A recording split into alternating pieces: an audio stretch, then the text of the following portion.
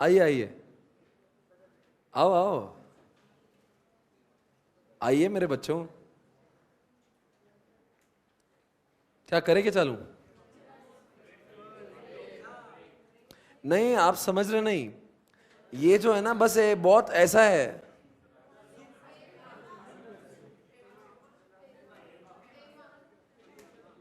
हेमा बेटा ठीक है। अरे ऐसा क्यों खुला है?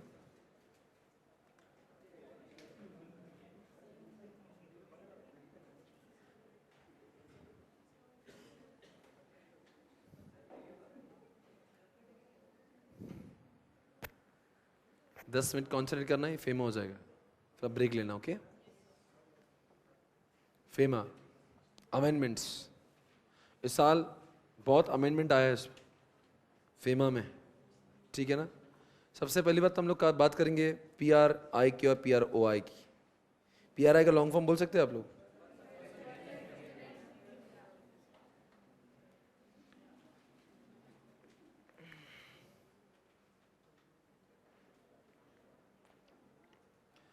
PRI किसको बोलते हैं, याद है?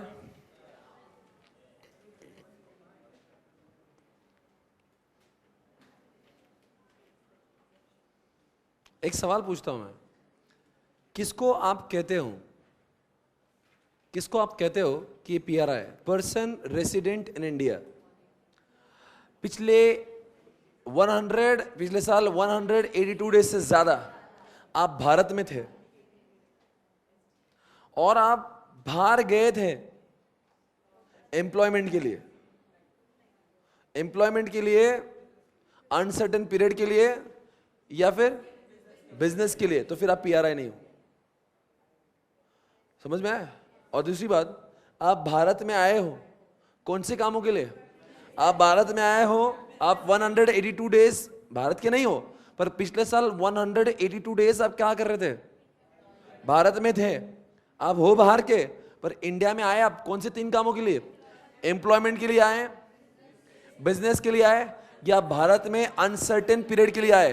तो उस केस में मैं बोलूंगा, क्या बोलूंगा, कि आप क्या हो? आप PRI हो। समझ में आया क्या? मैं आपको इससे पूछता, आप जवाब देना। कोई भारत का इंसान है, वो 182 डेज इंडिया में था और वो इंडिया में ही है, पक्का? पर वो इंडिया में था और बाहर गया, बाहर गया कुछ दिनों के लिए, वापस आ गया, PRI। बाहर गया एम्प्लॉयमेंट के लिए, PROI। बाहर गया बिजनेस के लिए, PROI। वो अनसर्टेन पीरियड के लिए बाहर गया, PROI। बाहर का व्यक्ति इंडिया में आया मौज मस्ती के लिए, 182 डेज रहा, और जो है, बोलो ना, इस साल जो आया वो पिछले साल 182 डेज से ज्यादा रहा, और जो आया हुआ है इस साल वो उससे एम्प्लॉयमेंट के लिए भी आ गया, PRI। पर वो टाइम पास करने के लिए आया, PROI। देखो भाई, सिंपल सी बात है, जो आ गया और वो 3 काम के लिए आया, एम्प्लॉयमेंट है, मतलब इरादा ये है कि वो एम्प्लॉयमेंट बिजनेस का तो लॉन्गर पीरियड के लिए रहेगा, और आंसर तो फिर वो PRI बनेगा। पर जो जा रहा है बाहर, वो अपना, भले ही भारत अपनी माँ का है, तो फिर भी अपना नहीं है। माँ को छोड़ के गया है कोई बिजनेस करने के लिए, माँ को भारत माता है ना माँ, तो भारत माता को छोड़ के गया कोई एम्प्लॉयमेंट के लिए, और भारत माँ को छोड़ के गया अनसर्टेन पीरियड। तो इतना पराया कर दिया, तो ऐसे को कैसे PRI बोलेंगे? ये तो कौन हो गया? तो जो इतने दिनों के लिए बाहर गया है, ऐसे बेटे को थोड़े ना बेटे कहते, वो तो PROI। OI मतलब क्या? Person resident outside India. अब इसके ऊपर इनफ चर्चा हो गई, बस खत्म हो गया। बहुत मजा आएगा, अरे एकदम मजा है इसमें, सुपर है सुपर। PRI में और 3 लोग आते, कोई बॉडी कॉर्पोरेट, कोई बाहर है, owned and control by Indian है, या कोई इंडिया में है, कोई फॉरेन का PROI का कोई कंपनी भारत में है, पर ओन्ड एंड कंट्रोल बाय उधर भी है, फिर भी वो भारत की है, और कोई भारत की कंपनी भारत में ही इनकॉर्पोरेटेड है, वो तो PRI ही है। अरे देख लो ऐसे क्या कर रहे हो आप? ये रिलायंस कंपनी भारत की, भारत में रजिस्टर हुई, ये तो बाहर की है, ओन्ड एंड कंट्रोल उधर है, पर भारत में है इसलिए PRI है। और तीसरी क्या है? भारत के बाहर है, फिर भी PRI है, क्योंकि owned and control by Indian है। तो अगर किसी ने बोला PRI क्या होता है, तो ये तीनों भी ऐड करना, वो जो 182 सिर्फ वहां पे खत्म मत करना आंसर को, नहीं नहीं मैं बोलूंगा 182 में जो लिखा ना सिर्फ उतना ही मत करना, ये भी ऐड करना पड़ेगा, सब मिला के PRI है। समझ गए? अरे फेमा जिसके ऊपर लगेगा नहीं लगेगा, पहले ये तो डिसाइड करना पड़ेगा। PROI क्या, PROI के ऊपर क्या फेमा लगेगा, किसके ऊपर लगेगा? तो पहले you have to check the status and then you have to decide. मुझे आगे बोलना है, बोलो तो सही। अरे मजा आएगा, कुछ नहीं है, एकदम मजा है इसमें। बताओ क्या क्या है इसमें। RBI हैज, अच्छा एक बताओ, ये जो फेमा है उसका ऑब्जेक्टिव क्या है?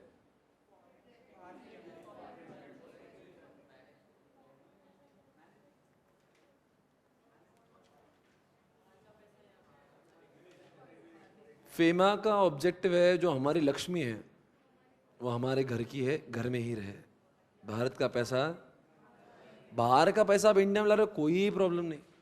प्रदेश की जितनी करेंसी है बाहर से इंडिया में लेके आओ, भारत से बाहर नहीं, क्योंकि जितना करेंसी हमारे पास ज़्यादा होगा भारत का और भारत के बाहर का, उतना भारत स्ट्रांग माना जाएगा। इसलिए भारत की जो फेमा में क्या क्या है, लगाम लगाए। जब भी आप डॉलर या कुछ खर्च करते हो तो आपके ऊपर लगाम लगाए। भारत से बाहर पैसा लुटाने के लिए भी लगाम है। मतलब भारत का पैसा, फेमा का कभी भी, फेमा क्या करना है क्या नहीं करना, सिर्फ पहले ऑब्जेक्टिव बताना चाहिए। फेमा का ऑब्जेक्टिव क्या है? बाहर का इंडिया में आना प्रॉब्लम ही नहीं है। इंडिया से बाहर में गया बहुत प्रॉब्लम है। RBI बीच में तो कैसे जा रहा बाहर, बाहर उसको सब सीजो रुक, कुछ तो शेड्यूल, जो वो कौन सा शेड्यूल 1 है क्या, रूल कौन सा, रूल 3 और शेड्यूल 1, वो तो प्रोहिबिटेड ही है। मतलब जो अगला है रूल 4 वो CG, और रूल 5 क्या है? ये सब करंट अकाउंट ट्रांजैक्शन। मतलब इतना, एक तो बोलता रुकना, एक बोला करना तो CG को, एक बोलता करना तो RBI। ये जितना भी पैसा बाहर जा रहा है लगाम लगाएंगे, ऐसे नहीं ले जाने देंगे। क्यों ले जाने दे? हम चाहते हैं हमारा भारत समृद्ध बने। RBI specified following person with limits for the position. ये ध्यान में रखना क्या लिखा है, एक बार जरा देख लो क्या लिखा है। इतने सारे पर्सन को बोला कि तुम पैसे रख सकते हो, मतलब विदेश से आया हुआ पैसा, अगर तुम घूमने गए थे तुम्हारे पास कोई करेंसी आप रख सकते हो। जनरली ये काम करने का राइट किसको है? ऑथराइज पर्सन को है, जो नहीं क्या मनी चेंजर होते हैं, जो ऑफशोर बैंकिंग होते हैं, इनको ऑथराइज डीलर्स को है। पर तुम भी रख सकते हो। एक तो पहले तो ऑथराइज पर्सन को तो अलाउड है। अरे ऑथराइज पर्सन ने रखेगा तो कौन रखा? ऑथराइज पर्सन वो है जो ये आते ना, जो एयरपोर्ट पे वगैरह होते हैं या बाहर होते हैं, वो सब, उनको तो अलाउड है ही। पर हमारे जैसे लोग जो है उनको भी चिल्लर रखने का अधिकार है। और इतना ही नहीं, अगर मैं बाहर से घूम के आया तो $2000 तक मैं पैसे रखूंगा तो कोई प्रॉब्लम नहीं है। और तीसरी बात क्या लिखा है, आपने कुछ पैसा लाया था और उसके ऊपर कस्टम डिक्लेरेशन करके आपने कुछ किया तो वो तो अलाउड ही है। ठीक है। रियलाइजेशन, आपको मालूम है भारत का पैसा जिन लोग एक्सपोर्ट करते हैं, एक्सपोर्ट करने के बाद में या कभी भी भारत का आदमी भारत के बाहर गया या फिर भारतीय ने एक्सपोर्ट किया, तो हम नहीं चाहते हमारा पैसा बाहर रहे। उसको बोलते हैं हमारा पैसा क्या होना चाहिए? रिपैट्रिएट होना चाहिए ना, मतलब इधर का पैसा इधर आने जाना चाहिए। तो क्या करते हैं उसको? 3 चीजें करते हैं। जैसे आपने पैसा उधर से लाया, क्या करना चाहिए? सेल करो। सेल के बाद में क्या लिखा है?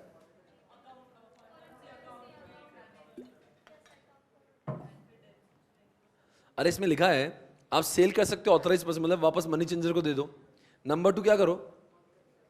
आप होल्ड करो। होल्ड करो मतलब क्या? होल्ड करो मतलब क्या? आप उसको अपने अकाउंट में होल्ड कर सकते हो, कोई प्रॉब्लम नहीं है। और अगर आपने कुछ लोन लिया होगा तो उसको चुकाने के लिए आप वापस उसका इस्तेमाल देखो। 3 तरीके से पैसे का इस्तेमाल होगा। एक तो आप वापस दे दो उनको, किसको? मनी चेंजर को। अपने अपने रुपीज ले लो। नंबर अपने जो अपने फॉरेन करेंसी FCA जो होगा उसमें डाल दो। और तीसरा कौन सा है? ठीक है, ये क्या है बताओ? एग्जाम्पशंस है। ये पैसे जो बाहर से आपने लाए ना, इसके ऊपर कुछ नहीं। अगर मान लो 1947 में आज़ादी के पहले आपके पास में कुछ चिल्लर आपके दादा ने दी होंगी, कुछ आपको डोनेशन में गिफ्ट में मिला या आपने एक्वायर करी होंगी, तो आप रख सकते हो, उसमें कोई प्रॉब्लम नहीं है। आपको अगर कुछ करेंसी है जो वो नहीं क्या कॉइन्स है तो वो चल सकते हो, कॉइन्स का भी प्रॉब्लम नहीं है। अगर आपने वो फॉरेन अकाउंट में रखा तो भी कोई प्रॉब्लम नहीं है। और अगर आप क्या बोल रहे हो, वो ऐसा लिखा है ना मुझे, और एक्सचेंज एक्वायर्ड फ्रॉम, हाँ मतलब अगर आपने, मेरा भाई है जैसे वहाँ पे, ही स्टेइंग देयर, वो वहाँ पे ही कमाता है और उधर के पैसे उसने कमाए 10 करोड़ उधर पे USD में कमाए, उधर ही कमाए। और अगर यहाँ पे इलाके को अगर वो अपने पास भी रख रहा है तो उसको कुछ करने की जरूरत नहीं, वो चल सकता है।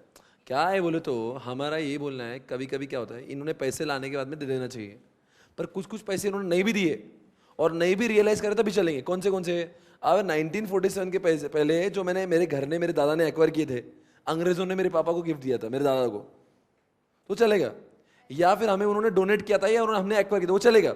कुछ चिल्लर है मेरे पास तो चलेगा, या फिर मेरे फॉरेन करेंसी अकाउंट में तो चलेगा, या फिर मेरे भाई ने उधर ही कमाया था, उधर के पैसे लाया नहीं इंडिया में, वो बोल रहा है उधर ही अच्छे है, तभी गवर्नमेंट मोदी जी ये नहीं बोलेंगे उधर से लेके आओ। अरे भाई कमाए उधर, तो तुम्हें प्रॉब्लम क्या है, मैं उधर ही रखूंगा। तो ये एक्सेप्शंस है, समझ गया ना? एग्जामिनेशन में पूछेंगे एक्सेप्शन क्या होता है, ये एक्सेप्शन है। Next, appeal to what? Special director.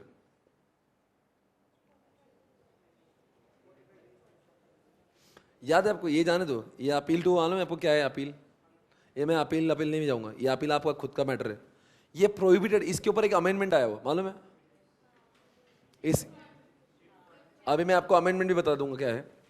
पहली बात तो ये सब काम करना prohibited investment by person outside India, मतलब जो बाहर का, जो लंदन का अंग्रेजी इंसान है, वो आदमी भारत के चिट फंड, मतलब भारत के बीसी में पैसा नहीं लगा सकता। नंबर 2, निधि कंपनी जो होती है ना, निधि कंपनी क्या करती है मालूम है?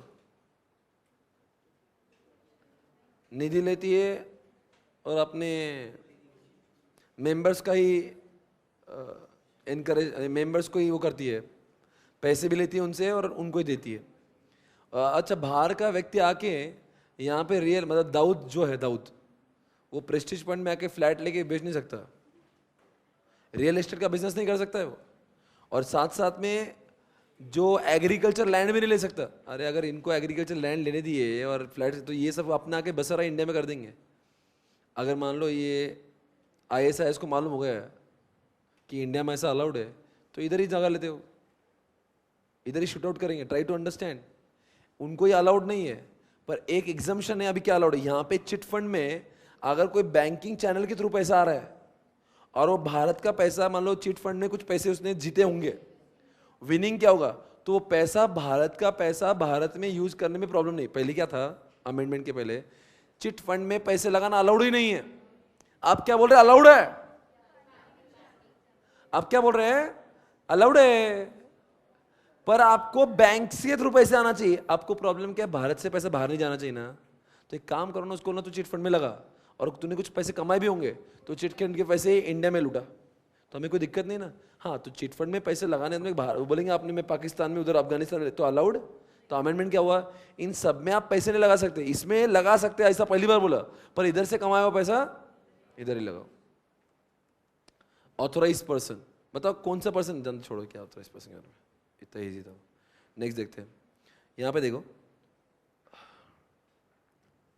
बताओ ऑथोराइज पर्सन कौन होता है?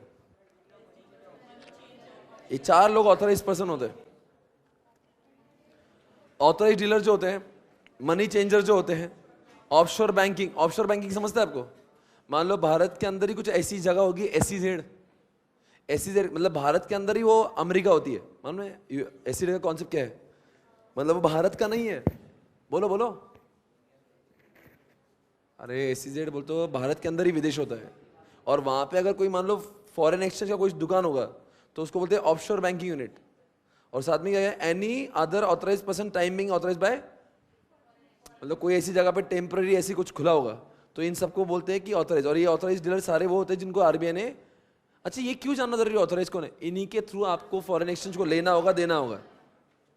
आप अपना मान लो कि आपने चालू कर दिया, बोले मैं भी बेचना चालू करूंगा, मैं उसके ऊपर क्या करूंगा, उसके ऊपर सट्टा लगाऊंगा, इतना रेट बढ़ेगा, नहीं चलेगा वो। You are not allowed to do this. अच्छा है फेमा बहुत, 5 मिनट में आपको सब कुछ समझ में आएगा। एक बार मुझे खत्म करने दो इसको। याद है आपको? ये कुछ था इसमें लिखा है, no person shall except with the prior permission of the RBI take और send out by land, sea और air any goods from what India to any place outside India, lease और हायर और अंडर एनी अरेंजमेंट। और अरे मान लीजिए यहां से 100 ट्रक है, और जो दुबई का जो अपना क्या नाम उसका, शेख है, शेख, उसने बोला कि ये जो नीता ट्रैवल्स वालों को बोला 100 ट्रैवल्स भेजो, तो नीता ट्रैवल में सबने ये सारी ट्रैवल्स को लेके पानी में डाल दिया, और यहाँ से 100 ट्रैवल्स भेजा। कहाँ पे? उस शेख के शादी में, भाड़े पे दिया। अलाउड करते क्या है? बोलो करो ना, क्या प्रॉब्लम है? उधर से भाड़ा आएगा ना। अलाउड नहीं है। अलाउड करना है तो पहले RBI का परमिशन लगेगा। आप जमीन से, समंदर से, हवा में कुछ भी भेज रहे हो भाड़े पे देने के लिए, अरे बोलो कर नहीं सकते, करना है तो किसकी परमिशन लगेगी? बस, और कुछ नहीं।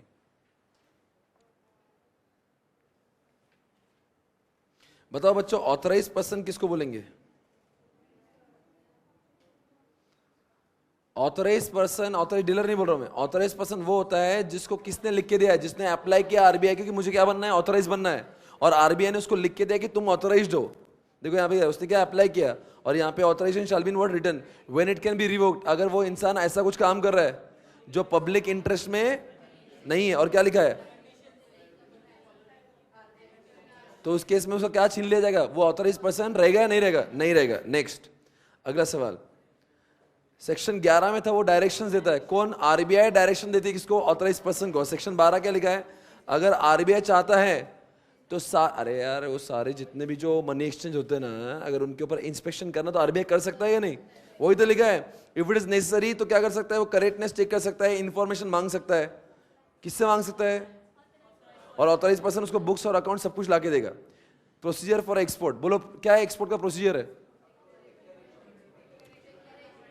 देखो, इतना सब आपसे सिलेबस रिवाइज नहीं होगा, ट्राई टू अंडरस्टैंड। आपको दर्द हो रहा है, आपको भूख लगी, सब कुछ सही है, पर इतनी इंपॉर्टेंट ये सब, इससे इंपॉर्टेंट कुछ नहीं है। आपको कुछ भी होता अपने मन को मारिए, ऐसा समझो आप रोबोट, आप मशीन, आपको कुछ नहीं हो रहा है। बस थोड़ी सी तो बात है, 2 दिन में ग्रुप खत्म होने वाला है। ट्राई टू अंडरस्टैंड क्या करना होगा प्रोसीजर। अब मुझे बताओ, जितना भी एक्सपोर्ट करते हैं, क्या आरबीआई को उसके बारे में इंफॉर्मेशन देना जरूरी है? पूरा ट्रू वैल्यू देना चाहिए, ये भी बताना चाहिए कितना पैसा आने वाला है। और आरबीआई क्या इंश्योर करेगा? अच्छा, इनको 21 डेज के अंदर उनको इन्फॉर्म करना पड़ता है, और आरबीआई इंश्योर करवाएगा कि 9 मंथ्स के अंदर वो जितना भी एक्सपोर्ट का पैसा था, बोलो यार, वो सारा इंडिया में वापस आया क्या नहीं। नेक्स्ट, ये जरूरत नहीं।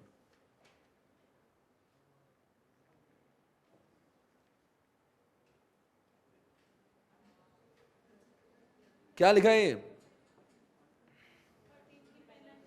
आपको मालूम है सेक्शन नंबर 13 में ऐसा लिखा था, इतनी इतनी पेनल्टी लगेगी, पर वो आदमी क्या बोल रहा है? क्या बोल रहा है? मैं पेनल्टी पे नहीं कर सकता हूं, मैं हौला हूं, मेरे पास पेनल्टी के पैसे नहीं है। तब क्या करेगा वो? तो गवर्नमेंट बोलती कोई बात नहीं, तेरे को फेमा की पेनल्टी के पैसे नहीं है, तो एक काम कर, जेल में जा।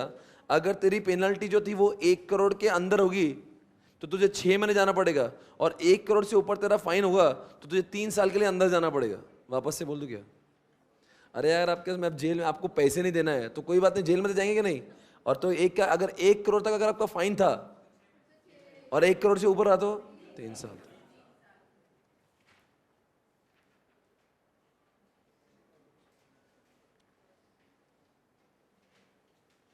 ये था शेड्यूल 1। शेड्यूल 2 सबसे ज्यादा इंपॉर्टेंट यही है पूरे चैप्टर में। बताएंगे करंट अकाउंट के ट्रांजैक्शंस होते हैं, उसमें ये सारे सेक्शन, ये सारी चीजों को क्या करते हैं, मान के ये प्रोहिबिटेड है। बताओ कौन से प्रोहिबिटेड है? अगर नेपाल भूटान में आप कुछ काम कर रहे हो, वहां के लिए कुछ पैसे लेके जा रहे हो, आप बोल रहे हैं नेपाल भूटान में भी ट्रैवलिंग करना है, यहाँ के लिए कुछ ट्रांजैक्शन चाहिए, तो उसके लिए मुझे यूएसडी चाहिए, अलाउड नहीं है। नंबर 2, भारत से कोई इंसान लॉटरी से पैसे जीत के जा रहा है, अलाउड नहीं। भारत के अंदर रेस कोर्स में किसने पैसे लगाया होगा तो यहां से पैसे लेके जाएगा तो अलाउड नहीं है। नंबर 4, भारत का कोई आदमी अगर विदेश में जाके कुछ लॉटरी के पैसे खरीदे, उसके लिए यूएसडी अलाउड नहीं है। नेक्स्ट, क्या लिखा है?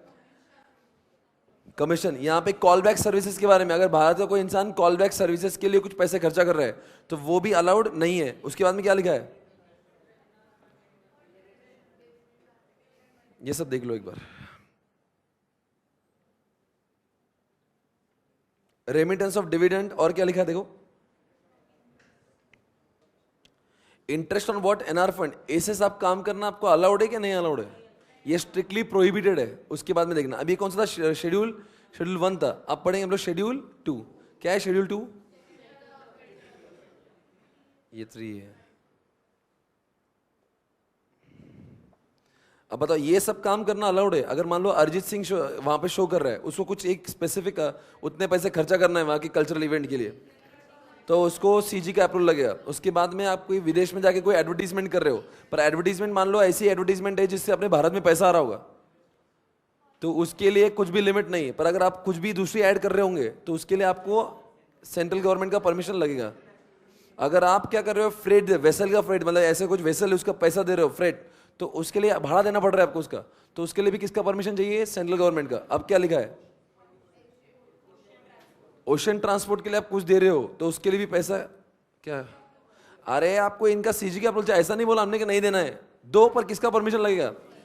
मल्टी मॉडल ट्रांसपोर्ट, आप मान लीजिए आप क्या रेलवे से भी भेजते हो, ट्रक से भी भेजते हो, फ्लाइट से भेजते हो, ऐसा कुछ मल्टी मॉडल ट्रांसपोर्ट के लिए आप कुछ पैसा दे रहे हो? आईएनआर की बात कर रहे हैं हम लोग, फॉरेन करेंसी की बात कर रहे हैं? फॉर आईएनआर में तो कितना भी लुटाओ यार इंडिया में, ये बाहर वाले लोगों को जा रहा है फॉरेन करेंसी में, तो वो अलाउड नहीं है। अगर मान लीजिए आपने कुछ, आपका जो इंटरनेट सर्विस प्रोवाइडर है वो इंडिया का नहीं बाहर का है, उसको आप दे रहे हो तो उसके लिए भी आपको सीजी का परमिशन चाहिए। डिटेंशन, आपका कंटेनर है वो डिटेंशन हो गया, मतलब क्या हुआ, उसको रोक दिया गया, तो उसके ऊपर जितना भी खर्चा रहा वो उतना ही दे सकते हो जितना डीजी ने कहा, और डीजी के ऊपर जितना खर्चा आएगा उतना आपको सीजी, डीजी ने नहीं बोला तो डीजी ने जो बोला उसके ऊपर लेना है, तो सीजी क्या लगता है? डीजी का एक अथॉरिटी है। स्पोर्ट्स एक्टिविटी, अगर भारत का कोई लोकल स्पोर्ट या कोई भी ऐसा इंसान हो जो नेशनल स्पोर्ट होगा, जो गवर्नमेंट का स्पोर्ट्स होगा, उसके लिए अगर वहां पे कुछ हो रहा होगा तो उसके लिए, अगर मान लो जो आशीष नेहरा ने खुद का कुछ तो चालू किया, बोले ऑस्ट्रेलिया में कुछ कर रहा हो, और उसके लिए उसको कितना पैसा अलाउड करेंगे? 1 लाख तक करेगा तो कोई प्रॉब्लम नहीं है। तो आशीष नेहरा अगर उधर जाके 1 लाख से ऊपर खर्चा कर रहा है तो परमिशन लगेगी। पर मान लीजिए कोई नेशनल का उस पे, यहाँ पे कोई मान लो भारत का कोई नेशनल स्पोर्ट है, या कोई भारत का गवर्नमेंट बाहर जाके कुछ कर रहा है, तो वो कितना भी करे तो चलेगा क्या नहीं चलेगा? चलेगा। नेक्स्ट क्या लिखा है, क्या पेंट, ये सब जो है। उसके बाद में हम लोग क्या पढ़ेंगे, एक अभी शेड्यूल 3, अब ध्यान से देखना है इसके ऊपर क्या लिखा। अगर आप प्राइवेट विजिट के लिए जा रहे हो तो 10,000 पर ट्रिप या per year? 10,000 USD per year. Donation अगर आप दे रहे हो, गिफ्ट दे रहे हो, तो 5,000 तक आपको कुछ भी परमिशन की जरूरत नहीं। If you giving more than 5,000 you are supposed to take the permission of what? किसकी? आरबीआई। उसके बाद में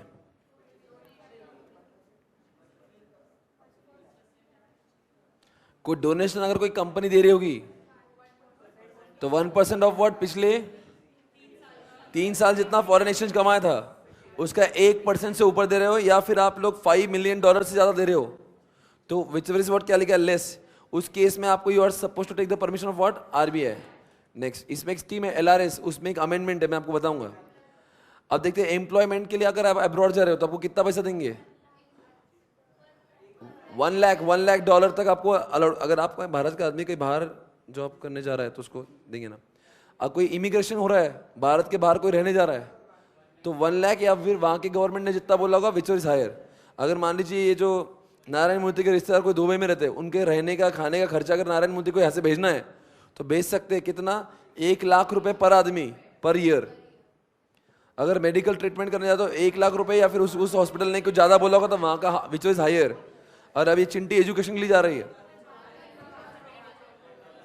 बोलो जल्दी से। 1 लाख और 1 लाख, और उधर का अगर एस्टिमेशन ज्यादा होगा तो विच इज हायर। उसके बाद में अगर आप बिजनेस ट्रैवल के लिए जा रहे हो तो 25,000 पर ट्रिप। उसके बाद में अगर आप कमीशन दे रहे हो, मान लो उधर दुबई का फ्लैट बेचना है, उसको आप कमीशन दे रहे हो, तो जो जितनी भी कीमत इंडिया में आएगी उसका 5% या $25,000, which ever is what more. अगर मान लो दुबई का फ्लैट है वो बिक गया, उसके बदले में कोई कमीशन है तो कमीशन दो, पर जितनी प्रॉपर्टी का पैसा आ रहा है इंडिया में $1 लाख, तो अब यू कैन नॉट पे मोर देन 5,000 या 25,000, विच एवर इज हायर। बाहर के वर्ल्ड से, बाहर की कंट्री से आपने कोई कंसल्टेंसी, मान लो यूएसए का बंदा आपको कंसल्टेंसी कर रहा है, या फिर कंसल्टेंसी आपने इंफ्रास्ट्रक्चर के लिए लिया हो, उस केस में यहाँ पे 1 मिलियन, यहाँ पे 1 मिलियन, यहाँ पे 10 मिलियन। क्या समझा? क्या समझा? इतना कमीशन आप दे सकते हो। नेक्स्ट, कभी आपकी कोई कंपनी सेटअप हो रही है, उसका प्री इनकॉर्पोरेशन एक्सपेंस अगर आपको देना है इंडिया के बाहर तो कितना है? Which should not be more than कितना? 5% of the investment brought in India, या फिर 1 लाख, विच इज व्हाट। ये एक बार देख लो जरा, फालतू टाइप का है, इतना ही जो कॉम्प्लीटेड है, बाकी सब ठीक ही है। एक एलआरएस स्कीम है, वो ध्यान से ना, वो एक अमेंडमेंट है। एलआरएस की स्कीम में क्या बोला है कि अगर मान लीजिए एक इंडिविजुअल है, हर बार जब भी मान लो वो डोनेशन दे रहा है 6-6 हज़ार रुपए का बार बार दे रहा है, तो क्या बार बार आरबीआई के पास जाना जरूरी है? ऐसा तो लिखा है यहाँ पे।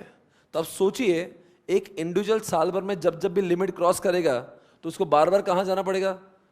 तो आरबीआई ने क्या बोला, मेरे पास में आके मेरा दिमाग मत खराब करो, मुझे और भी काम है। तो भारत में 125 करोड़ लोग रहते हैं, बार बार जिसका भी कुछ भी होता है, जब भी वो लिमिट क्रॉस, अगर मान लो ट्रिप पे जा रहा है तो 25,000 के ऊपर खर्च कर रहा है, वो इसके लिए जा रहा है, उसके लिए उससे ऊपर खर्च कर रहा है। तो आप बताइए, बार बार अगर इंसान कहाँ गया, तो आरबीआई बोलता है मुझे कितना हेडेक होगा, तुम है कितने और कितने बार आ रहे हो, एक काम करो, तुमको 2.5 लाख की मोहलत दे रहा हूँ। 2.5 लाख तक मेरे पास में आने का नहीं, घड़ी घड़ी दिमाग नहीं खाने का। पर ये एक ऑफर सिर्फ इंडिविजुअल तक सीमित है। एक इंडिविजुअल $2.5 लाख तक कुछ भी करेगा, प्रॉब्लम नहीं। बार बार मुझे आने पर करंट प्लस वो कैपिटल ट्रांजैक्शन दोनों मिला के है। उसके अगर मान लो उस केस में अगर आपने डोनेशन 25,000 भी दिया तो मुझे पूछने का नहीं, पर 2.5 लाख के अंदर जितना भी होना सारा मिला के 2.5 लाख से ऊपर जाना नहीं। अगर उसके ऊपर गया तब मुझे, पर अगर आपको पहले से वहां पे डिक्लेयर करना पड़ेगा आपको स्कीम कौन सी ऑप्ट करना। जैसे इनकम टैक्स में होता ना, इस सेक्शन में मैं अपनी कंपनी जैसे 44 AD में हूँ क्या नहीं हूँ, लाइक दैट। तो आपको यहाँ पे स्कीम बताना पड़ेगी, मैं इस स्कीम में, तो आरबीआई बताना पड़ेगी। अगर आपने उस स्कीम ऑप्ट कर ली तो फिर आपको ये एप्लीकेबल नहीं होगा, ये अमेंडमेंट है। तो इट वाज दैट। और एक बस लास्ट सेक्शन है इस चैप्टर का, सेक्शन कौन सा था? ठीक है, कैपिटल अकाउंट ट्रांजैक्शन। ये बहुत ज्ञान है इसके अंदर। कैपिटल अकाउंट ट्रांजैक्शन में मान लो कि अगर कुछ ट्रांसफर, अगर भारत के आदमी ने इनको प्रॉपर्टी, पीआरआई ने पीआरओआई को प्रॉपर्टी ट्रांसफर करी, या उल्टा हुआ पीआरओआई ने, मतलब प्रॉपर्टी मतलब क्या, सिक्योरिटी ट्रांसफर करी, इसने ट्रांसफर करी इधर, या फिर मान लो कि क्या हुआ, ब्रांच एजेंसी ऑफिस ने इधर कुछ ट्रांसफर किया, या फिर मैंने सनी लियोन से पैसे बोरो किए या सनी लियोन को दिए। सनी लियोन इस समय पीआरओआई है। अगर मैंने वर्ल्ड बैंक से कुछ बोरो किया या फिर उनको लेंड किया,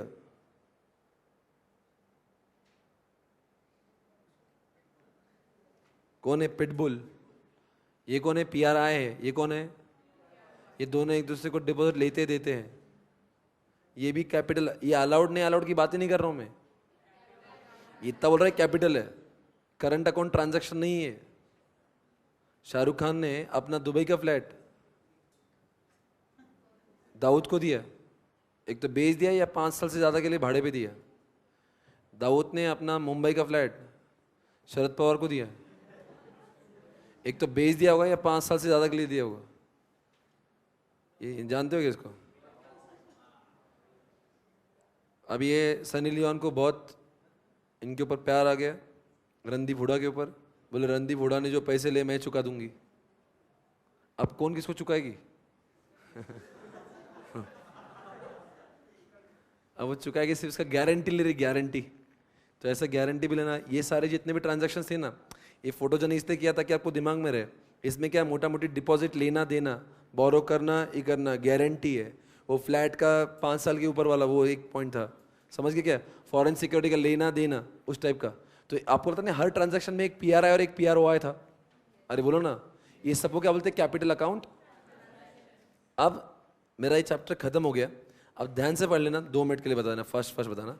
खत्म कर रहा हूँ मैं चैप्टर के, अगले 1 मिनट में चैप्टर खत्म हो जाएगा। सिर्फ जवाब देना आप मुझे अच्छे से। बताओ बच्चों, पीआरआई किसको बोलते हैं? जब कोई फॉरेन का बंदा पिछले 182 पिछले साल, बोलो जल्दी से, स्टेड इन, जल्दी से बोलो, खत्म करेंगे।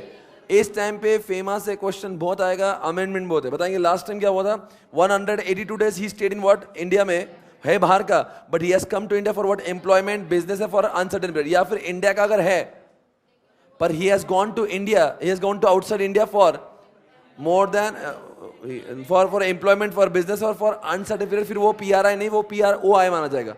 पीआरआई केस में 3 लोग और आते हैं। कोई मान लो बाहर वाली कंपनी जो उसका owned and control outside India पर उसका ब्रांच इंडिया में है, या फिर इंडिया का आदमी जिसका ब्रांच उधर है पर owned and control by Indian है, या फिर भारत का ही ब्रांच है और भारत में ही इनकॉर्पोरेटेड है, राइट? नो, उसके बाद में बताओ ये क्या है? बोलो जल्दी। डीलिंग विद फॉरेन एक्सचेंज, ये सब आएगा आपको, ठीक है? रूल 3, रूल 4 बताओ। रूल 3 क्या है? प्रोहिबिटेड है क्या नहीं? रूल 4, अरे बोलो जल्दी से, सीजी अप्रूवल। और रूल 5 आरबीआई। बताओ, अगर मान लो कोई फॉरेन में एजुकेशन करने जा रहा है तो 1 लाख और which is higher.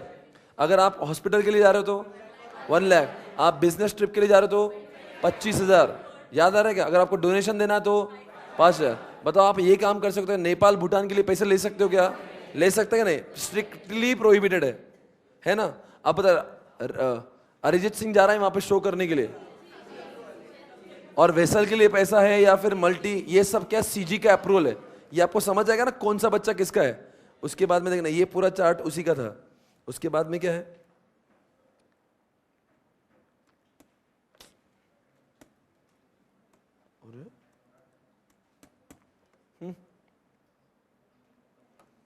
Sharad Pawar साहब बोलो जल्दी से, क्या है ये? सेक्शन नंबर 6 क्या लिखा है?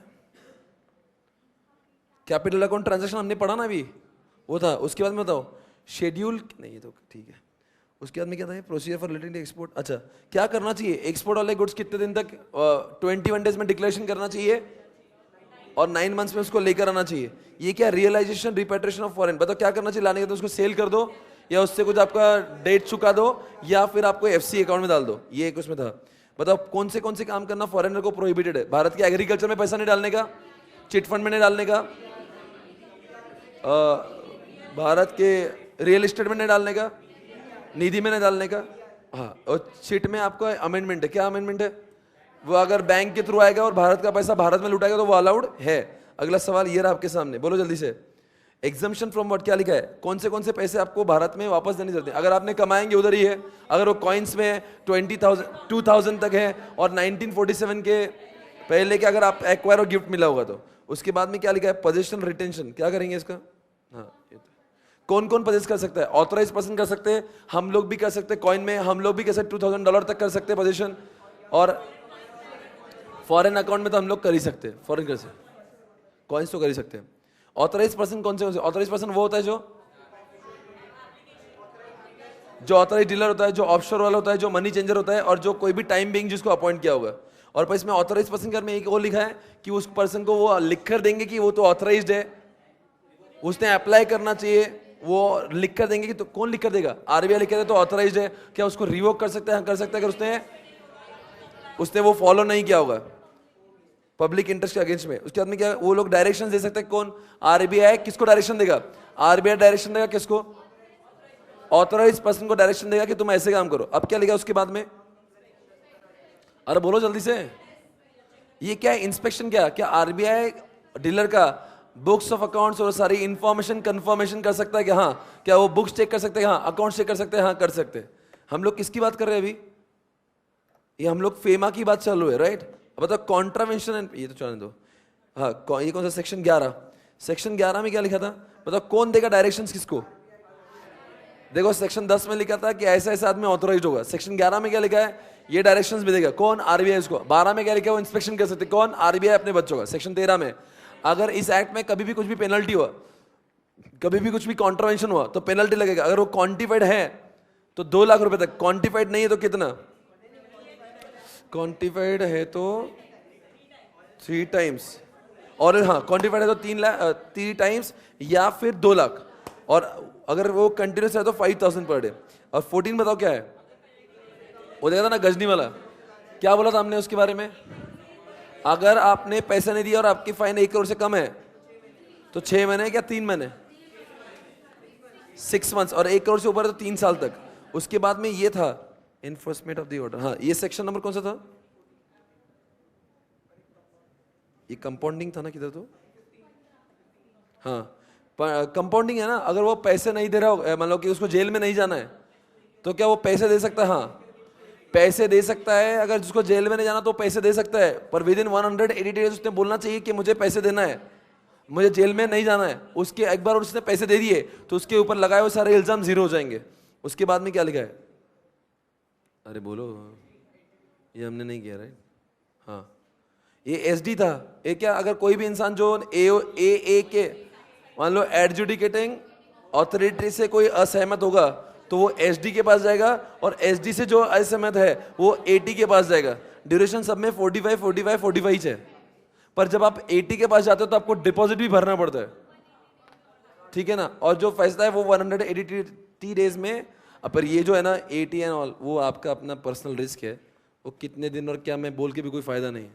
ये था फेमा। अब मैं फेमा के ऊपर 2-3 क्वेश्चन आप पूछूंगा। बताओ कितने शेड्यूल है फेमा में? किसके लिए? करंट अकाउंट के लिए। हाँ, पहला वाला क्या था? 1 वाला प्रोहिबिटेड, 2 वाला सीजी, 3 वाला आरबीआई। ये खत्म हो गया। बताओ कौन से 4 काम फॉरेनर इंडिया में नहीं कर सकते? चिट में इन्वेस्ट नहीं कर सकते हैं। हाँ बस बस बस बस आ गया ना वो, ठीक है। बताओ क्या, बताओ डायरेक्शन कौन देगा किसको? आरबीआई। क्या आरबीआई इंस्पेक्शन कर सकती है? अब बताओ कितना फाइन लगेगा? अगर वो क्वांटिफाइड है तो 3 टाइम्स, नहीं तो 2 लाख। बताओ अगर ये पैसे नहीं रहे तो वो आदमी को जेल में जाना पड़ेगा, भरने। जेल में जाएगा क्या? कब जेल में जाएगा? अगर वो 1 करोड़ से कम है तो 6 महीने, नहीं तो क्या उसका कंपाउंडिंग भी हो सकता है क्या? कैसे हो सकता है? Compounding with in 180 days. पर जिस दिन से कंपाउंडिंग हुआ उसके लगे हुए सारे इल्जाम जीरो हो जाएंगे। ये और नो? पहले क्या जाएगा? एसडी के पास जाएगा। ये पहले ए से कुछ नहीं हुआ, एसडी से कुछ नहीं हुआ, कहां जाएगा? एटी में जाएगा। Eighty, you remember that? India के पैसे कितने दिन में एक्सपोर्ट किए वापस आना चाहिए और कितने दिन के अंदर डिक्लेरेशन देना चाहिए? बताओ वापस पैसे आने के बाद में उसने क्या क्या करना चाहिए? एक तो सेल करो, अपना लोन चुका दो, नहीं तो अकाउंट में डाल दो। कब कब एग्जाम्पशन मिलेगा? कब कब भारत के पैसे इंडिया में लाना जरूरी नहीं है। अगर वो कॉइन्स में है, अगर वो एफसीए में है, 1947 के पहले का अगर उसने एक्वायर किया होगा गिफ्ट होगा, या उधर के ही पैसे कमाए होंगे, उस केस में उसको इधर लाने की जरूरत है या नहीं है? नहीं है। कैपिटल अकाउंट ट्रांजैक्शन की 4-5 पॉइंट बताओ। फॉरेन सिक्योरिटी इधर उधर, डिपॉजिट इधर उधर, बोरोइंग इधर उधर, लोन्स, गारंटी और उधर का हाँ लीज मोर देन 5 years, ये सारे कैपिटल अकाउंट ट्रांजैक्शन में होते हैं। और एलआरएस क्या बोलते हैं? अगर आपको बार बार आरबीआई को परेशान नहीं करना है, बोलो आगे, तो आपको क्या करना पड़ेगा? 2,50,000 का स्कीम आपके लिए अवेलेबल है। बार बार आरबीआई के पास $2,50,000। ऑथराइज पर्सन कौन कौन होते हैं? जो ऑथराइज डीलर है, जो मनी चेंजर है, जो ऑफशोर में होता है, लास्ट में जो कोई भी पर्सन जो टाइम बेइंग होता है। ये था पूरा फेमा। हम लेते हैं एक छोटा सा ब्रेक और ब्रेक के बाद में हम लोग बढ़ेंगे अगले कुछ चैप्टर्स की ओर जो अलाइड के होंगे। Right everybody? जितना पढ़ेंगे, जितना बैठोगे उतना पाओगे। अगर आपको भूख लग रही कुछ खाइए। पर मेरे साथ में इस समय रात के 12 बज रहे हैं, पर फिर भी हम लोग यहाँ पे हैं। आज सभी की सराहना करना होगी, आप इतने देर से यहाँ पे हो। जितना रुकोगे उतना लाभ मिलेगा। और सभी लोग को निवेदन कर रहा हूँ, इसके जो चैप्टर्स अपने नहीं हो रहे हैं वो सारे यूट्यूब पे अपलोड किए जाएंगे। राइट? मतलब अगर आपको कुछ कारणवश घर पे जाना पड़ रहा होगा तो वो चैप्टर आपके यूट्यूब पर भी अपलोडेड होंगे। Right everybody? Fine, okay guys, I will see you after break. Thank you very much, stay tune. आगे रुकना, जितने भी चैप्टर्स होंगे वो सब में आपका कॉन्फिडेंस बढ़ेगा। अभी तकलीफ हो रही, कल मजा आएगी। Right? Hey guys, welcome back. अच्छा, आपके दिल में अगर ऐसा होगा कि सेबी को आप अगर ऑप्शन में छोड़ने वाले होंगे तो बहुत बड़ी गलती है। ओके? और सेबी के जो नंबर ऑफ पेजेस है वो आपको भले ही बहुत ज्यादा लगते होंगे, पर जो नोट्स मैं आपको इंटरनेट पे दिया हूं और अभी ये दिखाऊंगा, इट इज वेरी स्मॉल। सिर्फ 4 चार्ट्स में पूरा सेबी हो जाएगा। You will know every SEBI guidelines is very easy, I am telling you. और वो वैसा नहीं, वो जो नोट्स आप पढ़ रहे हो that itself is making your know the difficult job. SEBI regulation is actually very very very very easy, one of the most favorite topic of mine। मैं इतनी तारीफ किसी चैप्टर की है, वेरी इजी। वो सिर्फ के जिस ढंग से मॉडल में दिया हुआ है, we find it very difficult, but it is not, it is very easy. Come on, कुछ मत करो, मैं हूं ना। अभी आप कंपटीशन करेंगे, श्रद्धा रखिए। आपके हर 20 मिनट के बाद में एक चैप्टर हम लोग खत्म करेंगे। दोस्तों आइए यहाँ पे कंपटीशन वाला पढ़ेंगे। देखो बच्चों, कभी भी कंपटीशन एक्ट का एक ऑब्जेक्टिव रहा है कि कंपटीशन हमेशा कैसी होना चाहिए? फेयर होना चाहिए। Anything which happens which is having what appreciable, क्या लिखा था वो, क्या बोला? कोई भी एडवर्स एप्रिशिएबल एडवर्स इफेक्ट अगर होगा किसके ऊपर? कंपटीशन के ऊपर। ऐसी कोई भी घटना हो रही है having what appreciable adverse effect on competition, उस घटना को हम लोग खारिज करते हैं। ऐसी चीजों को होने नहीं देंगे। हम लोग वही होने देंगे जिसके कारण मार्केट में फेयर कंपटीशन चलेंगे। अगर मान लीजिए अगर किसने पूछा what are the objectives of competition act, तो बोलेंगे सबसे पहले फेयर कंपटीशन होना चाहिए। नंबर 2, अरे नंबर 2 बोलो। हमारी दुनिया में, हमारे इंडिया में फ्री ट्रेड होना चाहिए, फेयर कंपटीशन चलना चाहिए। अरे कम ऑन, हम लोग ऐसी हर चीजों को रोकेंगे जिसका एडवर्स इफेक्ट कंपटीशन पर है। हम इस कंपटीशन को प्रमोट करेंगे। ये सारे कंपटीशन के ऑब्जेक्टिव देखो यहाँ पे 4 ऑब्जेक्टिव कौन से जरा देखो क्या लिखा है। नंबर 1, कोई भी ऐसी चीज हो जिसका एडवर्स इफेक्ट है उसको रोक देंगे। नंबर 2, हम लोग कंपटीशन को प्रमोट करेंगे। नंबर 3 कंज्यूमर, सबसे बड़ा काम, कंज्यूमर का इंटरेस्ट भी प्रोटेक्ट करेंगे। और नंबर 4 हम लोग पूरे देश में फ्री ट्रेड होने देंगे। मैं आपको समझाता, कुछ ऐसी चीजें होती है, ध्यान से देखना, जिसके कारण हो सकता है इस देश में कॉम्पिटिशन, जैसे कि सीमेंट कार्टेल बना हुआ है, सारे सीमेंट कंपनी ने अपना कार्टेल बना दिया है और सब लोग क्या करते हैं, रेट जो है साथ में बढ़ाते हैं, सब लोग जो रेट हो साथ में, तो लोग क्या करते हैं, जानबूझ के रेट ऊपर रखा है। अब ये लोग का क्या है, 160 रुपए में अगर मान लो सीमेंट बैग है, इनको 170 रुपए में देने में परवड़ता है, पर सब लोग ने जानबूझ के 210 रुपए रेट रखा हुआ है। क्यों? ये कंपटीशन ही ना हो, ताकि ये लोग क्या किसको लूट रहे हैं, ये कंपटीशन के ऊपर एडवर्स इफेक्ट है, दूसरा कंज्यूमर को लूट रहे हैं। ऐसी चीजें एक्सेप्टेबल कि नॉन एक्सेप्टेबल, ऐसा होने देंगे या नहीं देंगे? नहीं देंगे। मान लीजिए आप क्या कर रहे हो, कोई भी ऐसी चीज आप देख रहे हो जिसके कारण कंपटीशन के ऊपर एडवर्स इफेक्ट है, उसको कंपटीशन एक्ट एक्सेप्ट, बहुत बताऊंगा, इतना ज्ञान है इस चैप्टर में, बहुत मजा आएगा। आ जाओ इधर। एग्रीमेंट किसको बोलते हैं? अरे एग्रीमेंट कोई भी हो जो रिटर्न हो, जो रिटर्न नहीं हो, जो फॉर्मल हो, जो लीगली इनफोर्सेबल हो ना हो, सबको हम लोग एग्रीमेंट कहते हैं। मान लो कि दो कंपनी, सीमेंट कार्टेल ने ऐसा एग्रीमेंट नहीं बनाया हुआ कि हम लोग आपस में सेटिंग करेंगे, तो क्या बोलेंगे, ऐसा कोई हमने रिटर्न में किया क्या? हम लोग बोलेंगे रिटर्न हो या ओरल हो, फिर भी एग्रीमेंट ही है। Number 3 enterprise. एंटरप्राइज मतलब हर कोई कंपनी जो सेल्स करती है, परचेस करती है, वो सब करती है, साथ साथ में इसमें इंक्लूड वो भी लोग हैं, बोलो कौन से लोग इंक्लूडेड है इसमें? वो भी लोग इंक्लूडेड है, बोलो कौन से? जो क्या करते हैं, जो गवर्नमेंट के है, मतलब गवर्नमेंट के लोगों को भी ये एप्लीकेबल है। ऐसा काम गवर्नमेंट एंटरप्राइज भी नहीं कर सकती है। बताओ बच्चों, एक सवाल आपसे, गुड्स किसको बोलते हैं? गुड्स उसको बोलते हैं जो 1932 का जो एक्ट है उसके मुताबिक जो गुड्स है वो तो गुड्स है ही, साथ साथ में बोलो आगे, जो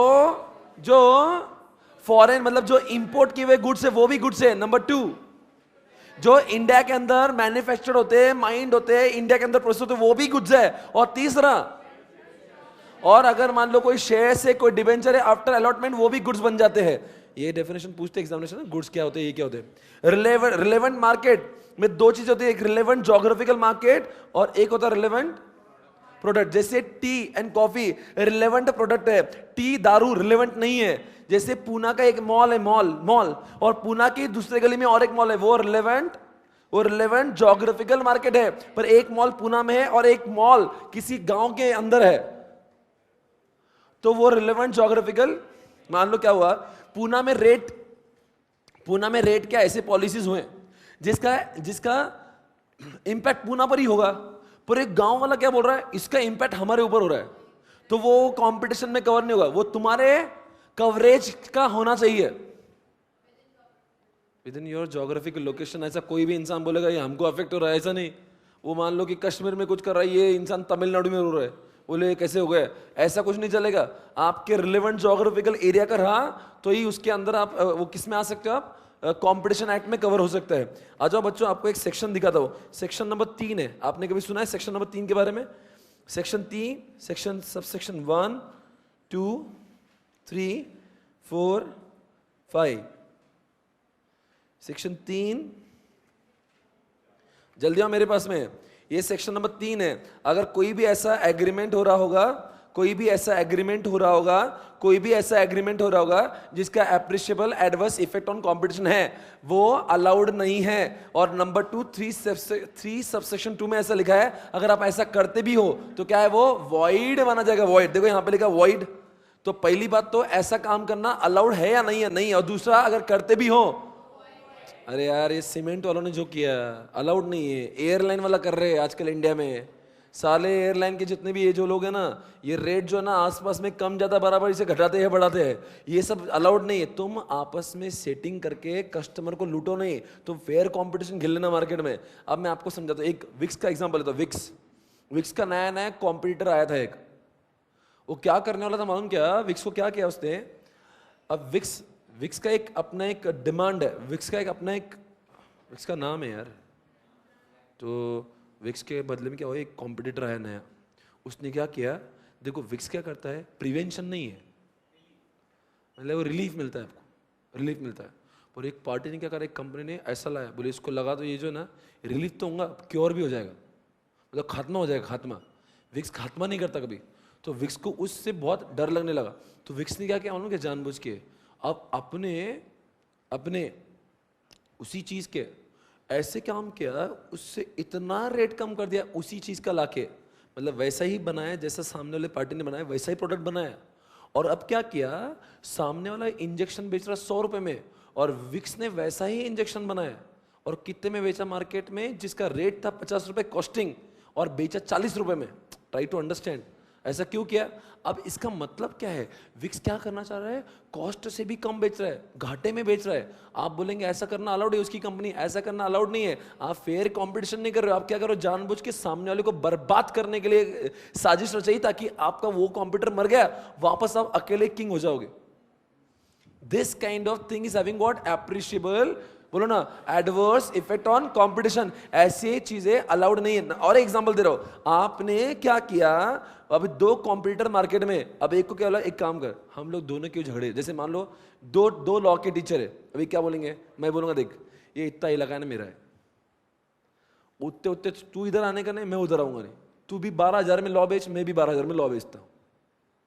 अगर तू मेरे एंट्री मारेगा तो मुझे भी 6,000 में बेचना पड़ेगा, मैं तेरे आके उधर तेरे एरिया में बजाऊंगा, तुझे 6,000 में। एक काम करे ना, एरिया बांट लेते, तू नॉर्थ में चला, मैं साउथ में चलाता हूं।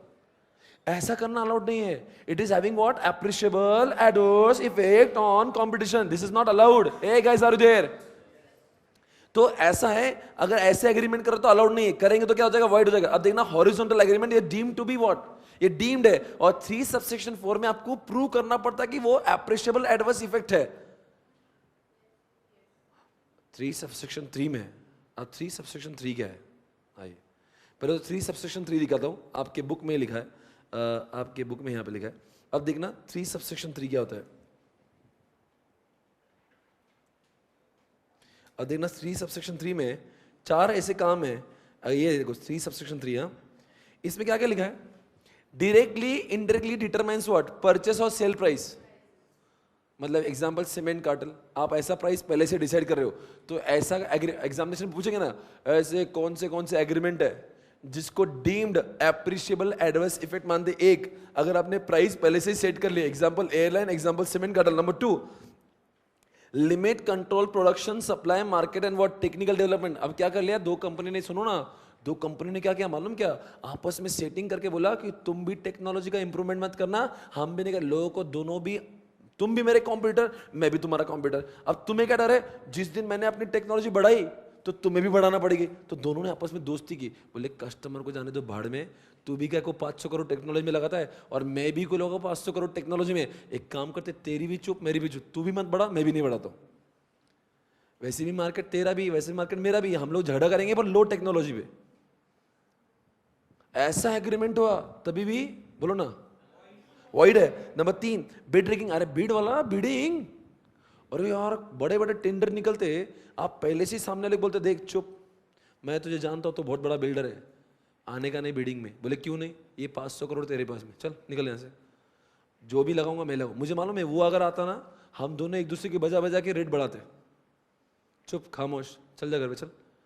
बोले मैं चुप बैठने के, 500 करोड़ तेरे घर पे आएंगे। अब जो जमीन मुझे 10,000 करोड़ में मिलती थी, अब मैं 5,000 करोड़ में ले लिया, बिकॉज मेरे से साथ में बोली किसने लगाया नहीं। समझ में आ रहा है क्या? ऐसा करने वाला क्या है, बोलो ना, इसको क्या बोलते हैं, वैलिड। ऐसा एग्रीमेंट वॉइड है। अच्छा लास्ट में क्या लिखा है, शेयर्स द मार्केट। मैंने बोला ना, साउथ इंडिया तेरा, नॉर्थ इंडिया मेरा, ऐसा अगर करोगे तो वैलिड नहीं, इसको बोलते। अब समझ गए आपको? अच्छा बताओ मैं क्या पढ़ा रहा हूं आपको। अब ये 3 सबसेक्शन, अब मैंने पहले ये पढ़ा ना आपको, तो मैंने 3 सबसेक्शन 3 पढ़ा दिए। वो 4 जो पढ़े ना मैंने, वो यहाँ पे पढ़े थे मैंने। कहाँ पे पढ़े थे? वो 4 यहाँ से थे। अब मैं इसके बच्चे पढ़ा रहा हूँ। अब ये कौन से आपको रिक्वायर्ड टू प्रूव करना पड़ेगा, तो इसमें के 4-5 बच्चे हैं। इसका मेमोरी टेक्निक है टीडीएस को, टीडीएस रीसेल। मैं आपको समझाता, देखो टीडीएस आएगा इसमें, डील ऑफ टीडीएस रीसेल, ऐसा डील ऑफ टीडीएस। अब इसमें क्या है, डील मतलब क्या, रिफ्यूजल टू डील। अरे रिफ्यूजल टू डील, ये भी क्या होगा, इसको भी आपको प्रूव करना पड़ेगा कि ये। अब मैं आपको एग्जांपल दे रहा हूं, जैसे मान लो आपने क्या किया, मान लो मैं मारुति सर्विस वाला हूं, मारुति, और मारुति सर्विस वाला ने क्या बोला, ये जो तुम्हारी पेड सर्विसेज है हम नहीं देंगे। बोले क्यों नहीं देंगे, और क्या बोलते, फ्री सर्विसेज नहीं देंगे। पेड बोल रहा फ्री सर्विस। अब बताओ मारुति ने देना चाहिए कि नहीं देना चाहिए? और मारुति क्या बोल रहा है? नहीं दूंगा। ऐसा अगर किसने किया तो ये भी वैलिड नहीं। फिर आप बोलेंगे इसका कंपटीशन से क्या कनेक्शन है? क्योंकि कंपटीशन एक्ट का एक ऑब्जेक्टिव था कस्टमर को प्रोटेक्शन करना। Number 2, deal of TDS, T for what? टाइन एग्रीमेंट। अब देखो एक गैस बेचता है, ये आदमी क्या जबरदस्ती कर रहा, सिलेंडर भी मुझसे लो, अरे मुझे नहीं लेना। अब ऐसा करके क्या कर रहा है ये? सिलेंडर वालों की बजा रहा है, तो सिलेंडर के कंपटीशन पे इफेक्ट हो रहा है क्या? नहीं। तो ये भी अलाउड नहीं। डी फॉर क्या? Exclusive word distribution. अभी ये बाटा वाला क्या बोल रहा है? ये जितना भी जूते चप्पल बेचेगा ना सिर्फ अपने बेचने का, दूसरा कुछ नहीं, अलाउड नहीं, इतना ही बेचने का है बाटा। मतलब आप किसको क्या कर रहे हो? क्योंकि बाटा को मालूम है 4 लोग के और शूज वगैरह बेचेगा तो उसके ऊपर कंपटीशन का इंपैक्ट होगा। तो आप क्या कर रहे हो? एक्सक्लूसिव क्या कर रहे हो? डिस्ट्रीब्यूशन सिर्फ आपका ही चाह रहे हो। एक्सक्लूसिव सप्लाई क्या? टाटा ने क्या बोल दिया उसके रॉ मटेरियल सप्लायर को, देख ये जो तुझसे रॉ मटेरियल ले रहा हूं ना, मैं सिर्फ उसी से ही रॉ मटेरियल लूंगा जो सिर्फ एक्सक्लूसिवली मुझे देगा। मेरे अलावा तूने किसको दिया ना, तो फिर तू मेरा नहीं। तो सारे लोगों ने क्या कर लिया? रॉ मटेरियल किसको दिया? बोलो ना, रतन टाटा को ही दिया। तो इसके वजह से क्या हुआ? वो चीज रतन टाटा के अलावा किसी और ने बनाई नहीं। तो ऐसा अगर करता, it is having what? Adverse impact. और लास्ट में क्या है? Resale price. अगर मान लो मैं मेरी फ्रेंचाइजीज है और उनको बोल रहा हूं तुम क्या करना, इससे सस्ते में बेचने का ही नहीं। अब मैंने अगर मान लो इसका की फीस 8,000 रुपये में रखी, लॉ की फीस 8,000 में रखी, और बोलता हूँ कि तुम इससे कम में बेचने का ही नहीं। अब बताओ, बेचते तो शायद से आपस में कंपटीशन हो जाती, पर मैंने यार कंपटीशन को रोक लगाने के लिए क्या बोला? इससे कम नहीं बेचने का। लोग बोलेंगे सर थोड़ा कम करने तो मेरे पास कस्टमर, ऐसा नहीं, 8,000 बोलते हो, तुम ऊपर बेच सकते हो नीचे नहीं। तो ऐसे जितने भी एग्रीमेंट हो रहे हैं, बताओ ना, ये सब क्या है? आपको प्रूव करना पड़ेंगे, पर ये क्या हो जाएंगे? Having appreciable adverse effect. ये दोनों भी क्वेश्चन एग्जामिनेशन में पूछे जाते हैं। एक कौन सा? सेक्शन 3 सबसेक्शन 3, और एक सेक्शन 3 सबसेक्शन 4। और इसमें एक्सेप्शन कौन सा है? इसमें एक्सेप्शन वो है सेक्शन 3 सबसेक्शन 5। कौन से? अगर मान लीजिए वो हो रहा होगा, आपने पेटेंट, ये ना कॉपीराइट, पेटेंट, इसे का अगर मान लो कोई इंसान का कॉपीराइट है, अरे एप्पल अगर ऐसा बोल रहा है कि ये ऐसे टाइप के मोबाइल मैं ही बेचूंगा, या फिर कोई मेडिसिन वाला बोल रहा होगा कि ऐसा टाइप का काम मैं ही करूंगा, तो उसमें गलत क्या है? तो अगर मान लीजिए अगर सिप्ला कंपनी का कोई फॉर्मूला किसी ने चुराया है, तो सिप्ला कंपनी क्या बोलेगा? उसकी बजाएगा। तो आपको लगता नहीं it is having adverse impact? अगर ये एडवर्स इंपैक्ट है भी तभी अलाउड है, क्योंकि उसका अकेले का वो राइट है यार, उसने मेहनत करके बनाया। तुम्हारा क्या? चलो कंपटीशन का भाड़ में तेल लगाने 10 साल रिसर्च किया तब नहीं दिखा तुम्हारा कंपटीशन। वो बेचारा रात दिन मेहनत करके कॉम्बीफ्लैम नाम की दवाई बनाई, तुम बोले वो अकेला बेच रहा मैं कॉम्बीफ्लैम रिटर्न बनाऊंगा। कैसे बनाएगा? तो रिटर्न नहीं बना सकते तुम लोग। जो चीज जिसकी उसकी है यार, कम ऑन, तुम लोग उसमें जाके कैसे छेड़ सकते हो उसको? नहीं चलेगा, अलाउड नहीं। ये सब था सेक्शन। ये देखो एक चार्ट मेरा खत्म हुआ, सिर्फ 3 ही चार्ट है एवरीबॉडी, ये मेरा खत्म हुआ। अब मैं पढ़ा रहा हूं, देखो ये सब इसका ये पढ़ो। डोमिनेंट पोजीशन होना सही बात है या गलत बात है? नहीं, वही तो गलत है। डोमिनेंट पोजीशन होना गलत बात नहीं है, पर डोमिनेंट पोजीशन होके उसका मिसयूज करना वो गलत बात है। Try to understand one more thing. आपका मार्केट में वर्चस्व है, चलने दो, प्रॉब्लम नहीं। आपका डोमिनेंस से चलेगा, प्रॉब्लम। गूगल का वर्चस्व है, माइक्रोसॉफ्ट का वर्चस्व है मार्केट में, पर इस डोमिनेंस की वजह से अगर आप कस्टमर को लूट रहे हो, हैविंग एडवर्स इंपैक्ट कर रहे हो, तो फिर वो वैलिड नहीं होगा। समझ में आया आपको एवरीबॉडी? कौन से इसका मेमोरेटिंग है? PM supplementary. मैं आपको समझा रहा हूं क्या क्या। PM P for what? यहां पे लिखा था प्रीडेटरी मतलब क्या? मैंने आपको बोला ना ये विक्स वाला एग्जांपल। अरे ऐसा अलाउड नहीं रे। आप डोमिनेंस रखने के लिए, आप विक्स हो, आपका डोमिनेंस झांकी दिखाने के लिए आप सस्ते में बेच के सामने वाले के बजा रहे हो, ताकि आपका एक भी कॉम्पिटिटर ना बचे। इसलिए बोले जब तक वो मेरा कॉम्पिटिशन कोई भी आया ना, ये ऐसे ही करते बड़े बड़े लोग। कोई कॉम्पिटिटर मार्केट में आया कि रेट तोड़ के बेचते, घाटे में बेचते, ताकि उसका कोई कॉम्पिटिटर खड़ा ना हो, उसको पी बोलते। दूसरा पी क्या है? प्रोडक्शन पे लिमिट लगा दी। काय का प्रोडक्शन? वही प्रोडक्शन ही नहीं होने दे रहे। प्रोडक्शन कैसा, मैं आपको समझाता हूं। देखो इसमें एक जिलेट कंपनी का एग्जांपल है। जिलेट में आपको एग्जांपल दे रहा हूं।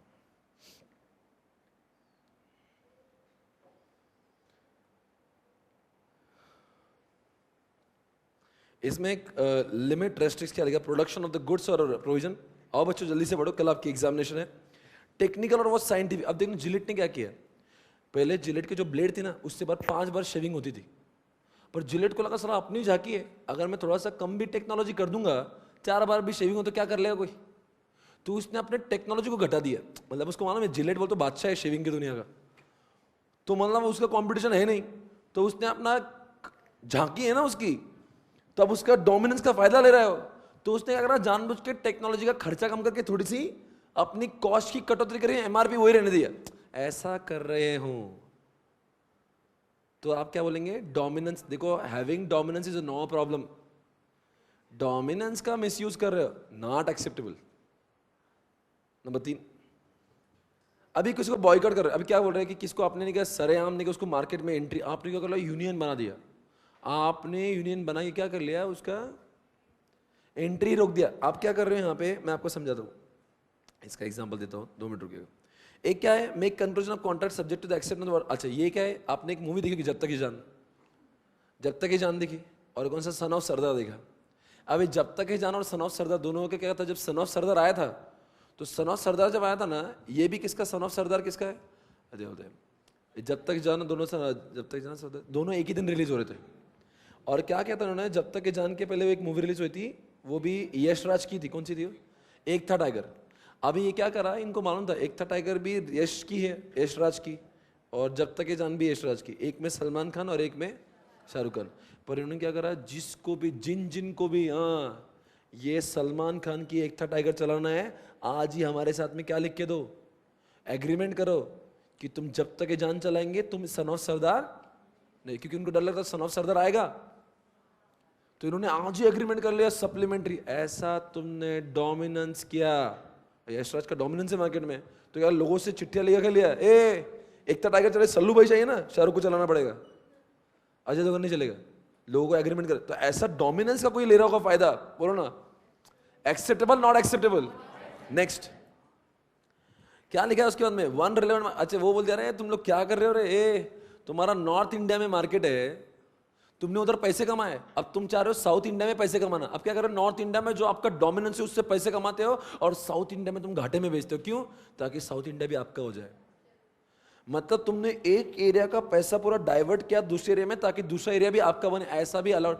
डोमिनेंस रहने देना चाहिए, प्रॉब्लम नहीं, पर डोमिनेंस का मिसयूज किया रखिया, अलाउड नहीं। इसको ये क्वेश्चन को भी कई बार एग्जामिनेशन में पूछा, पीएम का सप्लीमेंट्री, पी मतलब क्या, प्रोडक्शन, पी मतलब क्या लिखा है यहाँ पे, प्रेडेटरी प्राइसिंग, एम मतलब क्या, मार्केट, एम मतलब मार्केट, सप्लीमेंट्री मतलब सप्लीमेंट्री। ऐसे इसके 5 पॉइंट्स है। ये क्या है, अलाउड के नहीं अलाउड, नहीं अलाउड। आ जाओ, मैंने 2 चार्ट्स आपके कंप्लीट किए, दूसरा चार्ट में। अच्छा तो कोई इंसान डोमिनेंट है, ऐसे कैसे प्रूव होगा, माइक्रोसॉफ्ट डोमिनेंट है या गूगल डोमिनेंट, एक तो मार्केट शेयर, उसका बार्गेनिंग पावर, उसके सब्स्टिट्यूट कितने हैं, उसका कंपटीशन में कुछ लोग है भी या नहीं भी, उसका इकोनॉमिकल पावर, समझ में आ रहा है, मतलब all this factors are required.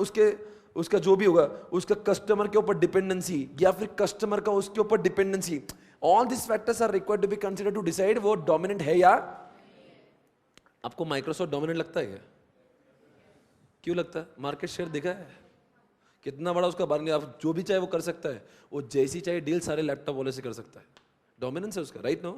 Next, अब बताओ उसके बाद में क्या लिखा है, अब उसके बाद में क्या लिखा है, कॉम्बिनेशन। आपने कभी सुना है कॉम्बिनेशन के बारे में, अरे कॉम्बिनेशन वैसा नहीं बोल रहे वो, कॉम्बिनेशन मतलब कैसा, जब 2 कंपनी बड़ी बड़ी आपस में जुड़ रही है, जिसके उसके ऐसे जुड़ने से मालूम है पूरे कंपटीशन का सत्यानाश हो जाएगा, मतलब सिर्फ इनकी चलेगी, हाँ किसी और की।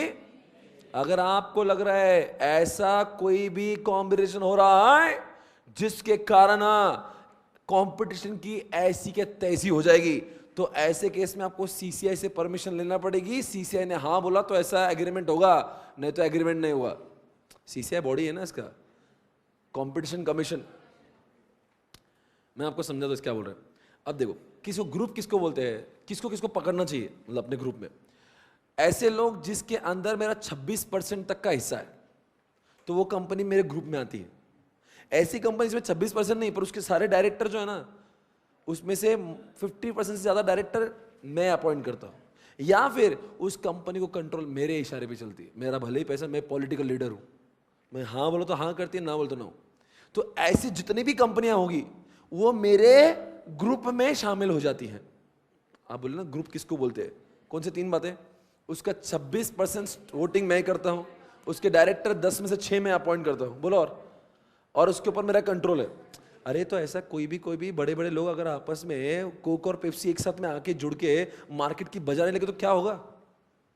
समझ में आ रहा है मैं क्या बोल रहा हूं? दो बड़े बड़े लोगों को साथ में आने देना अच्छी बात। आज पेप्सी और कोक कैसा है, एकदम प्योर कंपटीशन चालू है कि नहीं?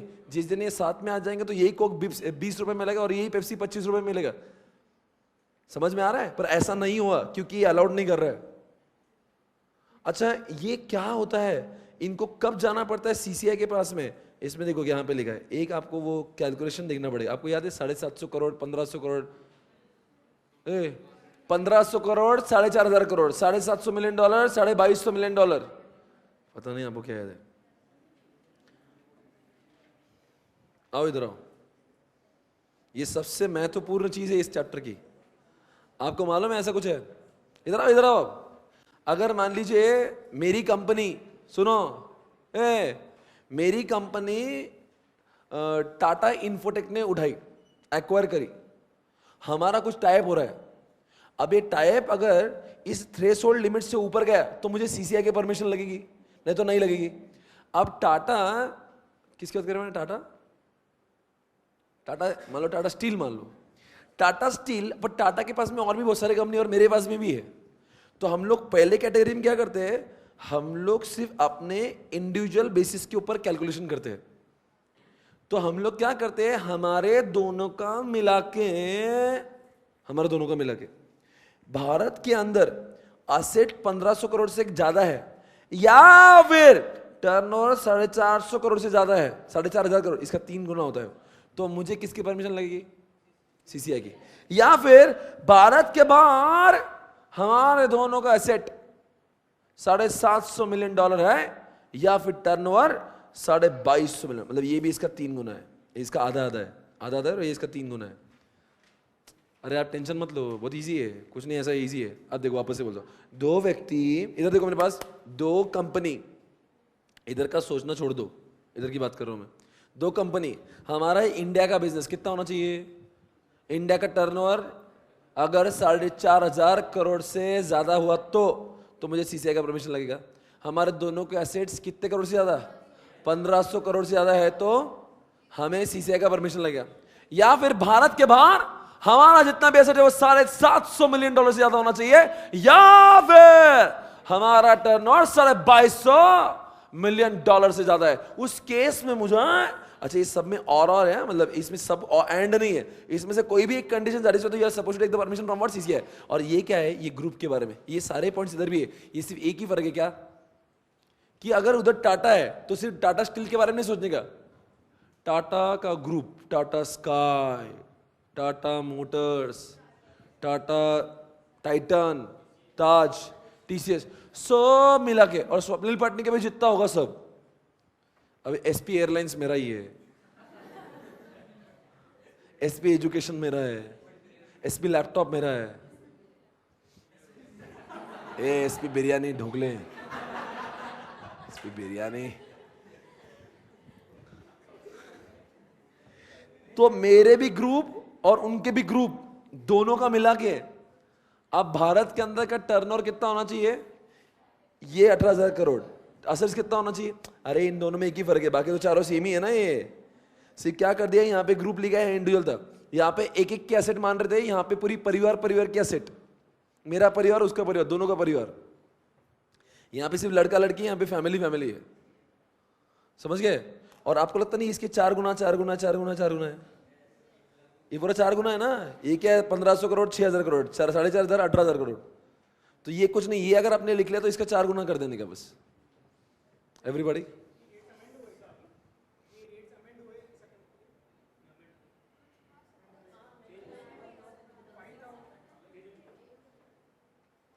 जी, कब का है बुक? मेरा भी रिसेंट है।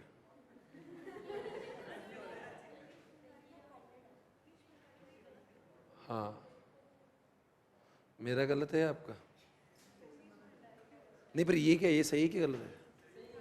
आपको मेरा सही है?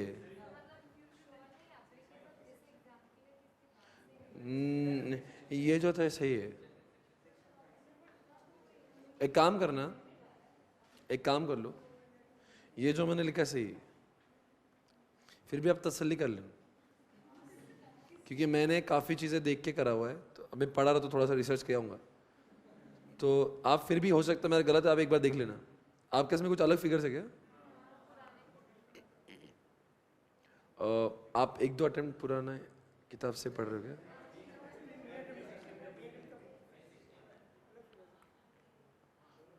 I don't know, I mean ये सही है,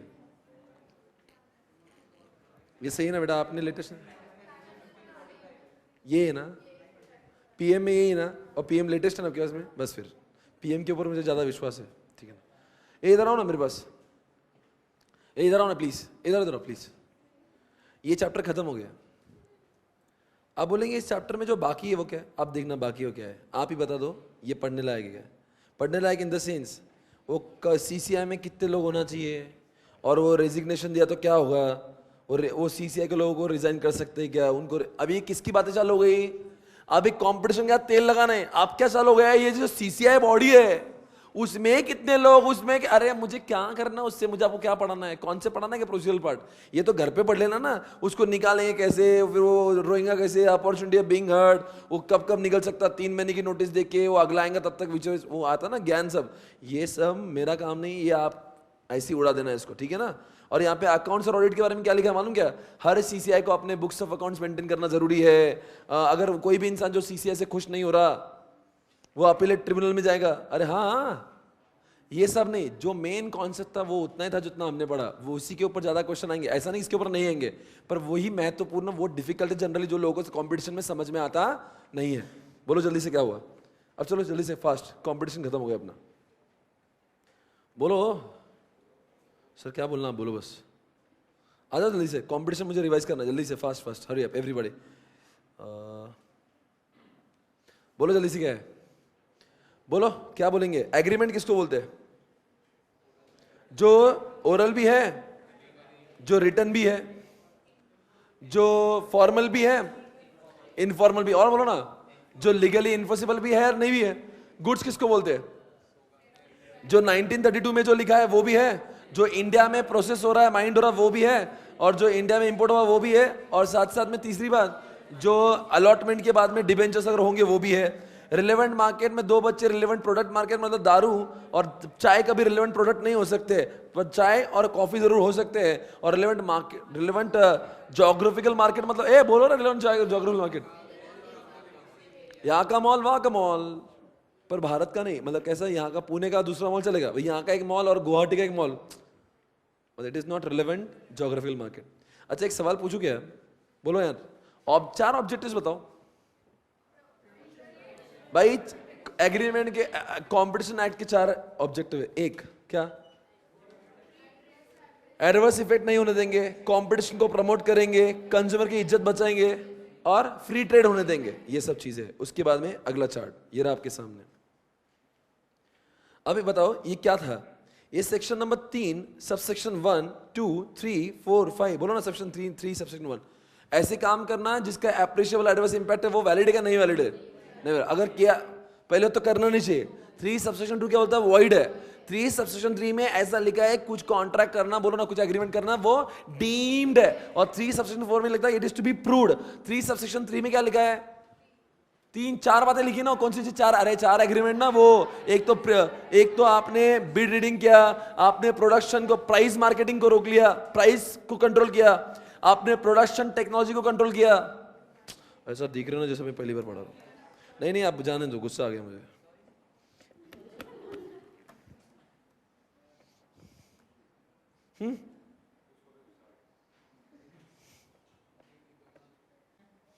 अब बताओ ये 4 बातें आपको याद क्यों नहीं आई? ये क्या लिखा है? नॉर्थ इंडिया तेरा, साउथ इंडिया मेरा। ये बिड रही मतलब विक्स का, ये तो बोला था ना, इतना तो बोली मतलब 500 होगा तुझे भेज देता हूँ। ये लिमिट द कंट्रोल, तू भी टेक्नोलॉजी डेवलप मत कर, मैं भी नहीं करता हूँ। और ये सीमेंट काटर का एग्जाम्पल, ऐसे करना अलाउड नहीं, बिकॉज हैविंग व्हाट, एक शब्द अगर इस चैप्टर में नहीं लिखा, कौन सा? एप्रिशिएबल एडवर्स इफेक्ट ऑन, ये नहीं लिखा तो मार्क्स नहीं मिलेंगे। सब चीजें वही आसपास घूमती है, वो चैप्टर का नाम ही वही है। मतलब ये कौन सा है? 3 सबसेक्शन 4, 5 चीजें होगी जिसको आपको प्रूव करना। कौन सा है? TDS resale deal. डील मतलब क्या, आपने क्या करा, ऐसा फ्री वाले सर्विसेज दे नहीं रहे हो आप। रीसेल मतलब क्या, मैंने अपने सारे कॉम्पिटिटर सारे फ्रेंचाइजी को क्या बोला, इससे कम में मत बेचना। टी मतलब क्या, टाइन एग्रीमेंट मतलब क्या, स्टोव के साथ में सिलेंडर लेना जरूरी है। डी मतलब क्या, एक्सक्लूसिव डिस्ट्रीब्यूशन सिर्फ मेरा ही करो और एक्सक्लूसिव सप्लाई मुझे ही करो। ऐसा सब करना गलत है। पर इसमें एक्सेप्शन कौन से, पेटेंट है, और बोलो ना ये लिखा है सब इसमें, पेटेंट है, कॉपीराइट है, और देख लो ये जोग्राफिकल इंडिकेशन ऑफ गुड्स है। जैसे नहीं कि ऐसा है कुछ होगा, मान लो मथुरा के पेड़ है, तो मथुरा वाला ये बोलेगा, अगर मान लो अगर मैं पूना में मथुरा के पेड़े बोल के बेचूंगा तो मथुरा के सारा यूनियन आके मेरी बजाएंगे यहाँ पे। मैं मथुरा का नाम लेके नहीं बेच सकता हूँ। हर चीज का, हर एक जगह का एक पॉपुलरिटी है, समझ आ रहा है कि वो नहीं बेच सकता। नंबर 4 क्या लिखा है, trade and what merchandise marks. और क्या लिखा है, सेमी कंडक्टर। मान लो कोई वैसा नहीं क्या, वो वीडियोकॉन के साथ में DTH आता है अंदर बॉडी के अंदर, उसके उनका अपना वो है, उनका खुद का है, वैसा उन्होंने सर्किट बनाया हुआ है। तो फिर अगर कोई कंपनी और नहीं बनाए तो नहीं बनाएंगे। आप बोलेंगे नहीं यहाँ पे कंपटीशन के ऊपर एडवर्स इंपैक्ट हो रहा है, ऐसा नहीं बोलेंगे। अरे इसके ऊपर बहुत क्वेश्चन पूछते हो एग्जामिनेशन में, क्यों आप बोलेंगे, बताओ किसी का पेटेंट है, कॉपीराइट है, अब वो दूसरे नहीं बना सकते, आप बोलना है एक्सेप्शन है, इसकी वजह से कंपटीशन के इफेक्ट हो रहा है, पर ये उनका अधिकार है, उसने रिसर्च किया उसके ऊपर। अब सेक्शन 4 मतलब क्या, अरे पूरा एक साथ पढ़ने का इसको। डोमिनेंट पोजीशन रहना गलत बात नहीं, पर अगर है और उसका अब्यूज आप क्या कर रहे हैं, मिस यूज कर रहे हो, बोलो आगे हाँ, तो क्या करना, वो अलाउड नहीं है। इसमें पीएम का क्या देखा था हमने, supplementary, P for what production, P for what predatory pricing, M for market supplementary, ऐसा करना अलाउड नहीं है। और कब डोमिनेंट पोजीशन किसके ऊपर डिपेंड करती है, कितना मार्केट शेयर है, कितना आपका डोमिनेंस है, सप्लीमेंट्री कुछ है क्या नहीं, सब्स्टिट्यूट कुछ है क्या नहीं, और क्या बोलते हैं कंपटीशन और कस्टमर का आपके ऊपर कितना डिपेंडेंस इन ऑल दैट। अब बताओ क्या देखेंगे नेक्स्ट। अब ये देखते हैं, एक कॉम्बिनेशन की बात है। कॉम्बिनेशन में कब कौन से लोगों को कंसीडर किया जाता है, जिसके ऊपर 26% वोटिंग पावर मेरा है, वो मेरे इशारे पे, बोलो मेरे इशारे पे चलता है वो, और मेरे उसके डायरेक्टर सब मैं अपॉइंट करता हूं, कंट्रोल मेरा है, तो उसको मैं अपने अंदर लेता हूं। पर आप बताओ इसको CCI का परमिशन कब लेना चाहिए, जब थ्रेशोल्ड का कोई लिमिट क्रॉस किया होगा। जैसे एग्जांपल, अगर वो भारत के अंदर है और 2 इंडिविजुअल है, तो 750 करोड़ नहीं, सॉरी 1500 करोड़ क्या असेट्स, और 4,500 करोड़ टर्नओवर। और अगर वो इंडिया के अंदर ही है पर इंडिया के बाहर की प्रॉपर्टी, $750 मिलियन एंड $2250 मिलियन क्या है उसका, वो है टर्नओवर है, बराबर बोल रहा हूं। और इससे 4 गुना सब उधर कर देने का। पर वो कब है, वो 2 ग्रुप की बात है। इसी के साथ में कंपटीशन खत्म हुआ, ये फेमा और कंपटीशन खत्म। बाकी जो है कंपटीशन में बहुत मतलब वो है, क्या है बोलते हो, वो इतना कुछ नहीं। अब पामला बोल के, पामला कभी सुना है, PMLA prevention of money laundering act, ये पामला है, पामला, एवरीबॉडी से PMLA, okay, prevention of formula है। अरे बहुत इजी है, हाँ। अरे क्या समझते हो पामला को, अरे पामला एकदम रापचिक है। रुको, क्या बोल रहे हैं, श्यामला नहीं बेटा, कौन बोला श्यामला, ध्यान से देखिए इन चेहरों को। बस ये जो चैप्टर है, ये सबसे मेरा लॉलीपॉप चैप्टर है, 5 मिनट में खत्म, कुछ भी नहीं है उसके अंदर। ध्यान से देखिए, ये जो आपको लगता नहीं है, देश के वो लोग हैं जो गुनहगार है, जो मुजरिम है, दाऊद लादेन, अमरीश पुरी, शक्ति कपूर,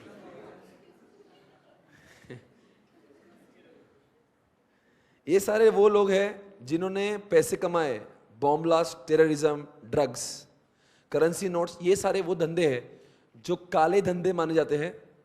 जो देखो बच्चों, पैसे कमाने का बहुत लोग जरिया ढूंढते हैं।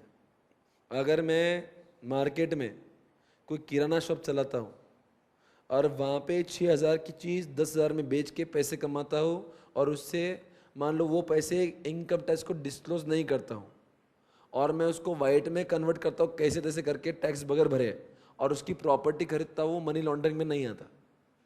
मनी लॉन्ड्रिंग में क्या था, आपने ऐसे गंदे, आपने लोग, इस बच्चे ने लोग की किडनी निकाल के बेचा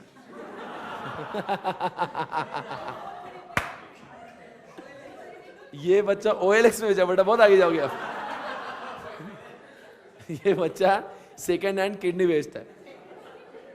आप मुझे बताइए, ऐसा जो इंसान है जो लोगों के जान के साथ में चलता है, अगली बार ये आंखें बेचने लगा। ट्राई टू अंडरस्टैंड, अगर ऐसा इंसान जो बॉम्ब ब्लास्ट करता है, जो ड्रग्स बेचता है, जो नार्कोटिक क्या बोलता है उसको, जो ड्रग्स बेचता है, कॉलेज में बच्चे का धंधा चलता है, ये पूरा रैकेट है इसका। ये कॉलेज में बच्चे के ठेला चलता है जहाँ पे ड्रग्स बिकती है। Try to understand. और इससे ये सारे पार्टियों में जो पूना में ड्रग्स ये बच्चा ही सप्लाई करता है। ट्राई टू अंडरस्टैंड, ये जितना भी सप्लाई हो रहा है और जितने भी पैसे आ रहे हैं, ये पिछले हफ्ते में बॉम्ब ब्लास्ट करवाया प्रेस्टीज पॉइंट पे, पैसा मिला, 5 खोखे मिले, अगली बार आईसीआई पे करेगा। Try to understand. सब लोग बोल रहे हैं हमसे 10-10 रुपए हमसे ले लो, कोई प्रॉब्लम नहीं है, एक बार का ब्लास्ट होने दो, वो भी एग्जामिनेशन के बाद में सारे पेपर जल जाएंगे, कोई बात नहीं, रिजल्ट एज होल सब पास। Try to understand. आज सुनेंगे ऐसा करता है, और ये बच्चा क्या करता है, इतने पैसे ही नहीं कमाता, पैसे कमाने के बाद में क्या करता है, ये इसको व्हाइट में करता है। व्हाइट में करने का इसका एक अलग तरीका है। देखो, अर्निंग ब्लैक मनी, और क्या करता है, converting into what, white money.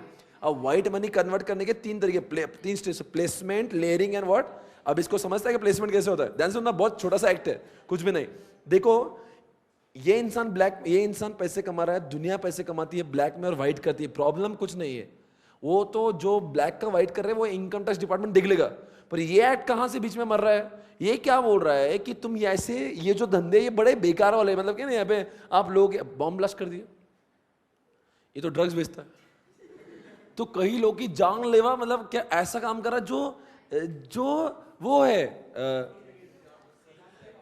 जो अमानवीय है, और जो, और बोलो गंदे शब्द बोलो, जो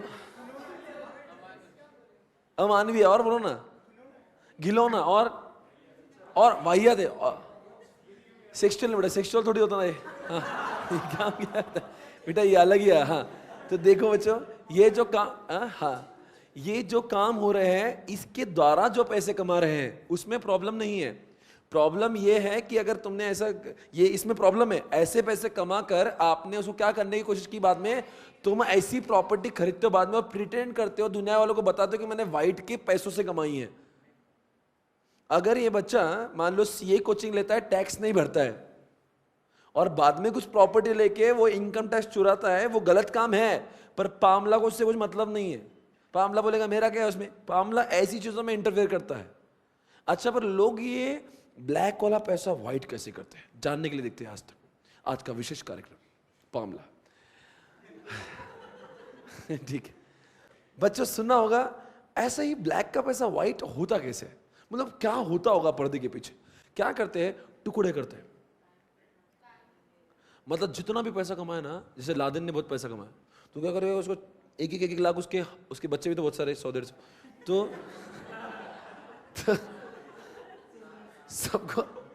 सबको 1 लाख 1 लाख दे देगा। मतलब, और उनके रिश्तेदार भी तो बहुत होंगे, उनके भी बच्चे हो रहे होंगे, ठीक है, तो सबको ऐसे पैसे सबको दे दिया, छोटे छोटे पैसे दे दिए।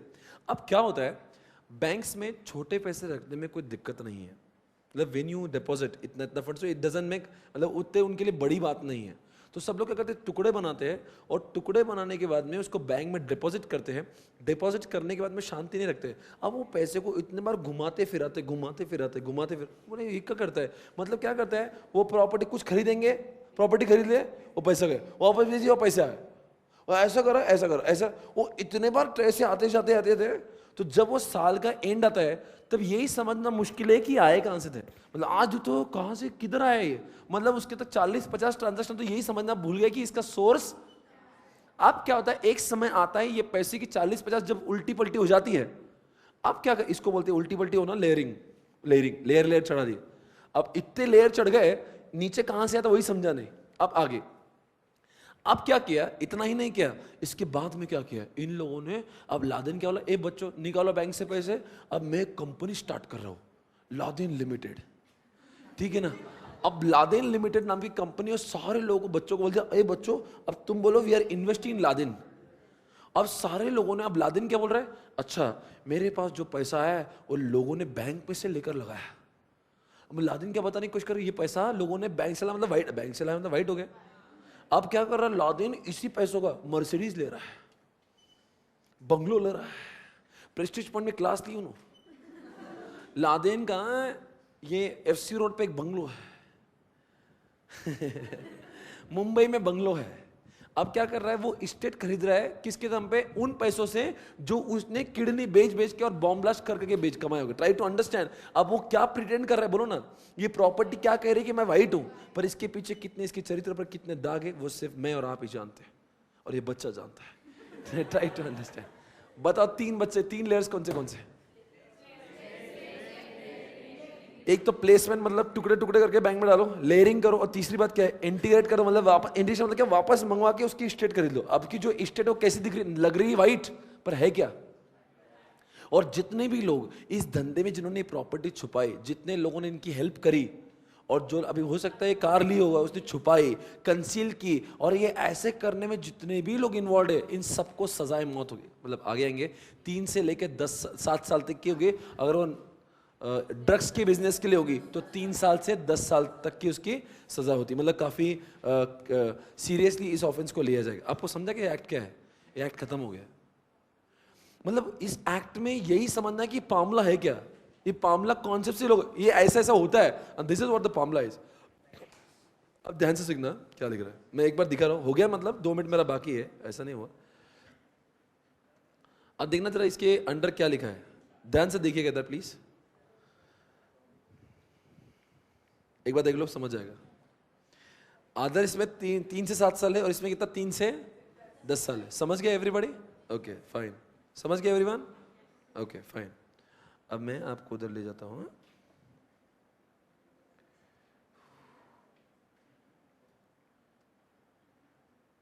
पामला। अब बताओ बच्चों क्या लिखा है यहाँ पे, ये पनिशमेंट हो गया हमारा। मनी लॉन्ड्रिंग किसको बोलते हैं, देख लो एक बार। डायरेक्टली, इनडायरेक्टली अटेम्प्ट्स, इंडल्ज और knowingly assist, knowingly is a party और is what actually involve in what any process activity, मतलब इस धंधे के में कोई भी एक्टिविटी में या प्रोसेस में इन्वॉल्व, लादेन का साथ दिया होगा तो वो आ जाएगा इसमें। प्रोसीड ऑफ क्राइम, ठीक है। प्रॉपर्टी, क्या प्रॉपर्टी, एनी प्रॉपर्टी और assets every description whether corporeal और इनकॉर्पोरियल, मूवेबल, इमूवेबल, अरे कोई भी चीज अगर वो कर रहा है, वो बोलेंगे वो लादेन ने बिल्डिंग ली तभी भी वो गलत है, लादेन ने कार ली, मूवेबल हो, मतलब ये जितना भी इसने किडनी बेच बेच के या बॉम्ब ब्लास्ट करके जितना भी पैसा कमाया और इस सब प्रॉपर्टी वो सारी पिला के, अब वो लादेन बोलेगा मैंने किडनी बेच के मर्सिडीज तो लिया, वो तो मूवेबल है। अरे मूवेबल हो क्या, टेंजिबल हो, यहाँ सब उसके अंदर आता है। अब देखते आ गया स्टेजेस, 3 स्टेज बोलो कौन सी थी, प्लेसमेंट, लेयरिंग एंड व्हाट, एशन, ऑब्लिगेशन। आपको मालूम है बैंकिंग कंपनी का एक, अब बताओ ये पामला को इतनी बढ़ोतरी क्यों मिल रही है। अब बताओ आजकल बैंक में केवाईसी बड़ा चल रहा है। अब बताओ केवाईसी के ऊपर लाया किसने, आज आपको समझेगा केवाईसी क्यों आया पामला की वजह से। पामला क्या बोल रहा है, बैंक 1 लाख भरे या किसने 50,000 भरे, पूरा जब तक उसका चिट्ठा पत्ता तो जानता नहीं किसका, 1 लाख नहीं 1 रुपया भी किसने भरा रे भरा, पूरा केवाईसी मांगना, नो योर कस्टमर, और बाद में ही उसको क्योंकि तुम्हारे ही लापरवाही की वजह से न जाने कितने करोड़ पैसे क्या हो रहा है। अरे बोलो ना, ब्लैक के और कौन से धंधे के, जहां पे लोग की जान लिए जा रही है। अगर ये पैसे रुक जाए ना, ये लोग पैसे कमाएंगे तभी किस काम के, लादेन के पास बहुत पैसे पर कार नहीं ले सकता, नैनो में घूमता है। Try to understand. तो उसको पैसे कमाने का मोटिवेशन ही खत्म हो जाएगा ना, मतलब तो वो कर पा रहा है बिकॉज वो हो रहा है। तो सारे बैंक्स को क्या करना पड़ता है, अभी वो सारे रिकॉर्ड मेंटेन करते हैं। Furnish to direct within such time as information, ये सब लिखा है क्या, verify the identity of its client and identify beneficial owner. अच्छा सिर्फ क्लाइंट को मत देखो, ये देखो उसके पीछे कौन है, रिकॉर्ड द डॉक्यूमेंट। और इतना ही नहीं, उन्होंने डायरेक्टर्स को, उनके डायरेक्टर को बताना चाहिए, मतलब समझ गया सर, इतना ही लिखा है, सब रिकॉर्ड उन्होंने उस कस्टमर का केवाईसी रे, अगर बैंक ऑडिट किया हो तो मालूम होगा ना, ऐसे क्या दिख रहे हैं मेरे पास। हाँ ये 12 एक है, कॉल फॉर एनी रिकॉर्ड्स। कौन, वो जो डायरेक्टर है, कौन डायरेक्टर, बैंक के डायरेक्टर कभी भी उस इंफॉर्मेशन को बुलाकर चेक कर सकते हो। 13 में क्या लिखा है, इंक्वायरी और the cause inquiry with regard to obligation of the reporting entity. आज इन्हें क्या करा, अगर किसी भी बैंक ने कोई भी ऐसे लोग का केवाईसी नहीं किया होगा, हर एक कांड पर 10,000 रुपए, 10 कस्टमर का केवाईसी नहीं लिया, कोई बात नहीं, लाओ 10,000 भरो, not less than 10,000, extend to 1 lakh, मतलब हो सकता है 1 लाख रुपए भी। अब बताओ 10 लोगों का तुमने केवाईसी नहीं किया, बैंक को अब 10 लाख रुपए पामला को देना पड़ेंगे, मतलब इतना संगीन जुर्म है वो। Okay fine. अब क्या लिखा है, ये सब बकवास है। एटी के पास जाएंगे, जाओ एटी के पास जाओ, सिविल कोर्ट, इस एरिया में मैं आता ही नहीं हूँ, स्पेशल कोड, बहुत अच्छी बात है। नॉन, अच्छा ये बात है, नॉन बिलेबल मतलब क्या? ऐसी चीज़ें नॉन बिलेबल है क्योंकि काम इतना संगीन है। पर अगर मान लीजिए ऐसा काम महिलाओं ने किया होगा, 16 साल की कम की उम्र वाले बच्चे ने किया होगा, तो उसको नॉन बिलेबल है। मतलब क्या? पहले तो बोलता नॉन बिलेबल है, पर ऐसे इन लोगों ने किया तो बिलेबल है। पर जिसको भी नॉन बिलेबल कर रहे हो, अपॉर्चुनिटी ऑफ बीइंग हर्ड देना जरूरी है, लिखा है यहाँ पे ऐसा। Reasonable ground for what? Believing that non guilty of. अगर आपको लग रहा होगा कि नहीं नहीं यार ये आदमी जबरदस्ती बेचारा फंस गया अलादीन के चक्कर में, तो फिर उसको नॉन बिले मतलब उसको बेल दे के छोड़ दो। समझ गया ना? और आगे क्या लिखा है? Reciprocal arrangement. अगर मान लीजिए आपको पता है कि सबसे ज़्यादा पैसा कहाँ से आता है? बांग्लादेश, अफगानिस्तान जैसे कंट्री को ये लोग क्या करते हैं, निशाना बना के वहाँ के बैंक में पैसे डालते हैं, बिकॉज वहाँ का केवाईसी बड़ा वीक है। उधर पैसे डालते हैं, उधर के पैसे उधर के बैंक से इंडिया के बैंक में ट्रांसफर कराते हैं। समझा क्या? भारत में किडनी बेची इस बच्चे ने, और बहुत मान लो कि बहुत किडनी बेचता है। अभी किडनियां बेच बेच के जो इसने 1000 खोखा छाप दिया, अभी ये भारत के बैंक में गया, इसको धक्के मारने लगा, केवाईसी है नहीं इसके पास।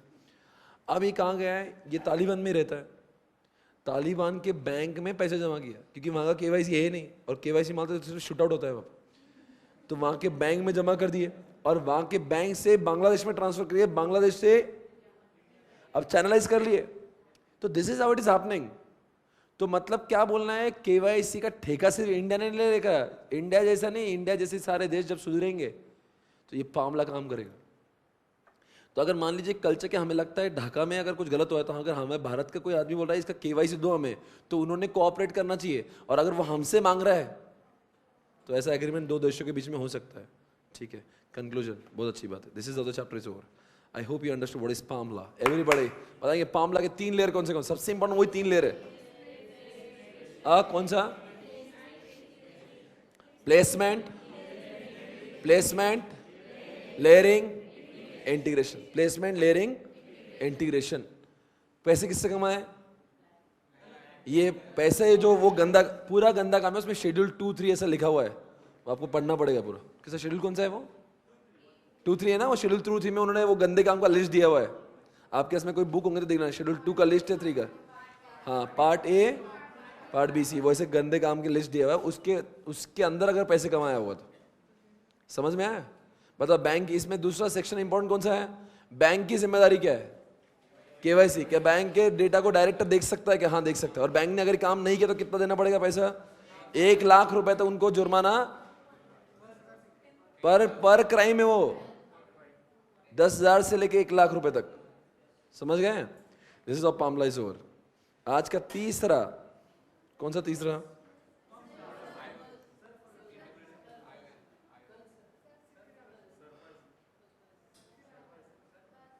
आप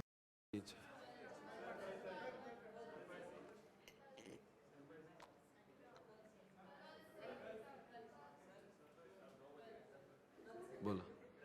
रात के 1 बज रही है इस वक्त। जितने भी लोग हैं जिनका इसके बाद में नहीं बैठना होगा, they can watch this lecture on YouTube. YouTube पे सब कुछ अपलोडेड होगा। हाँ जी।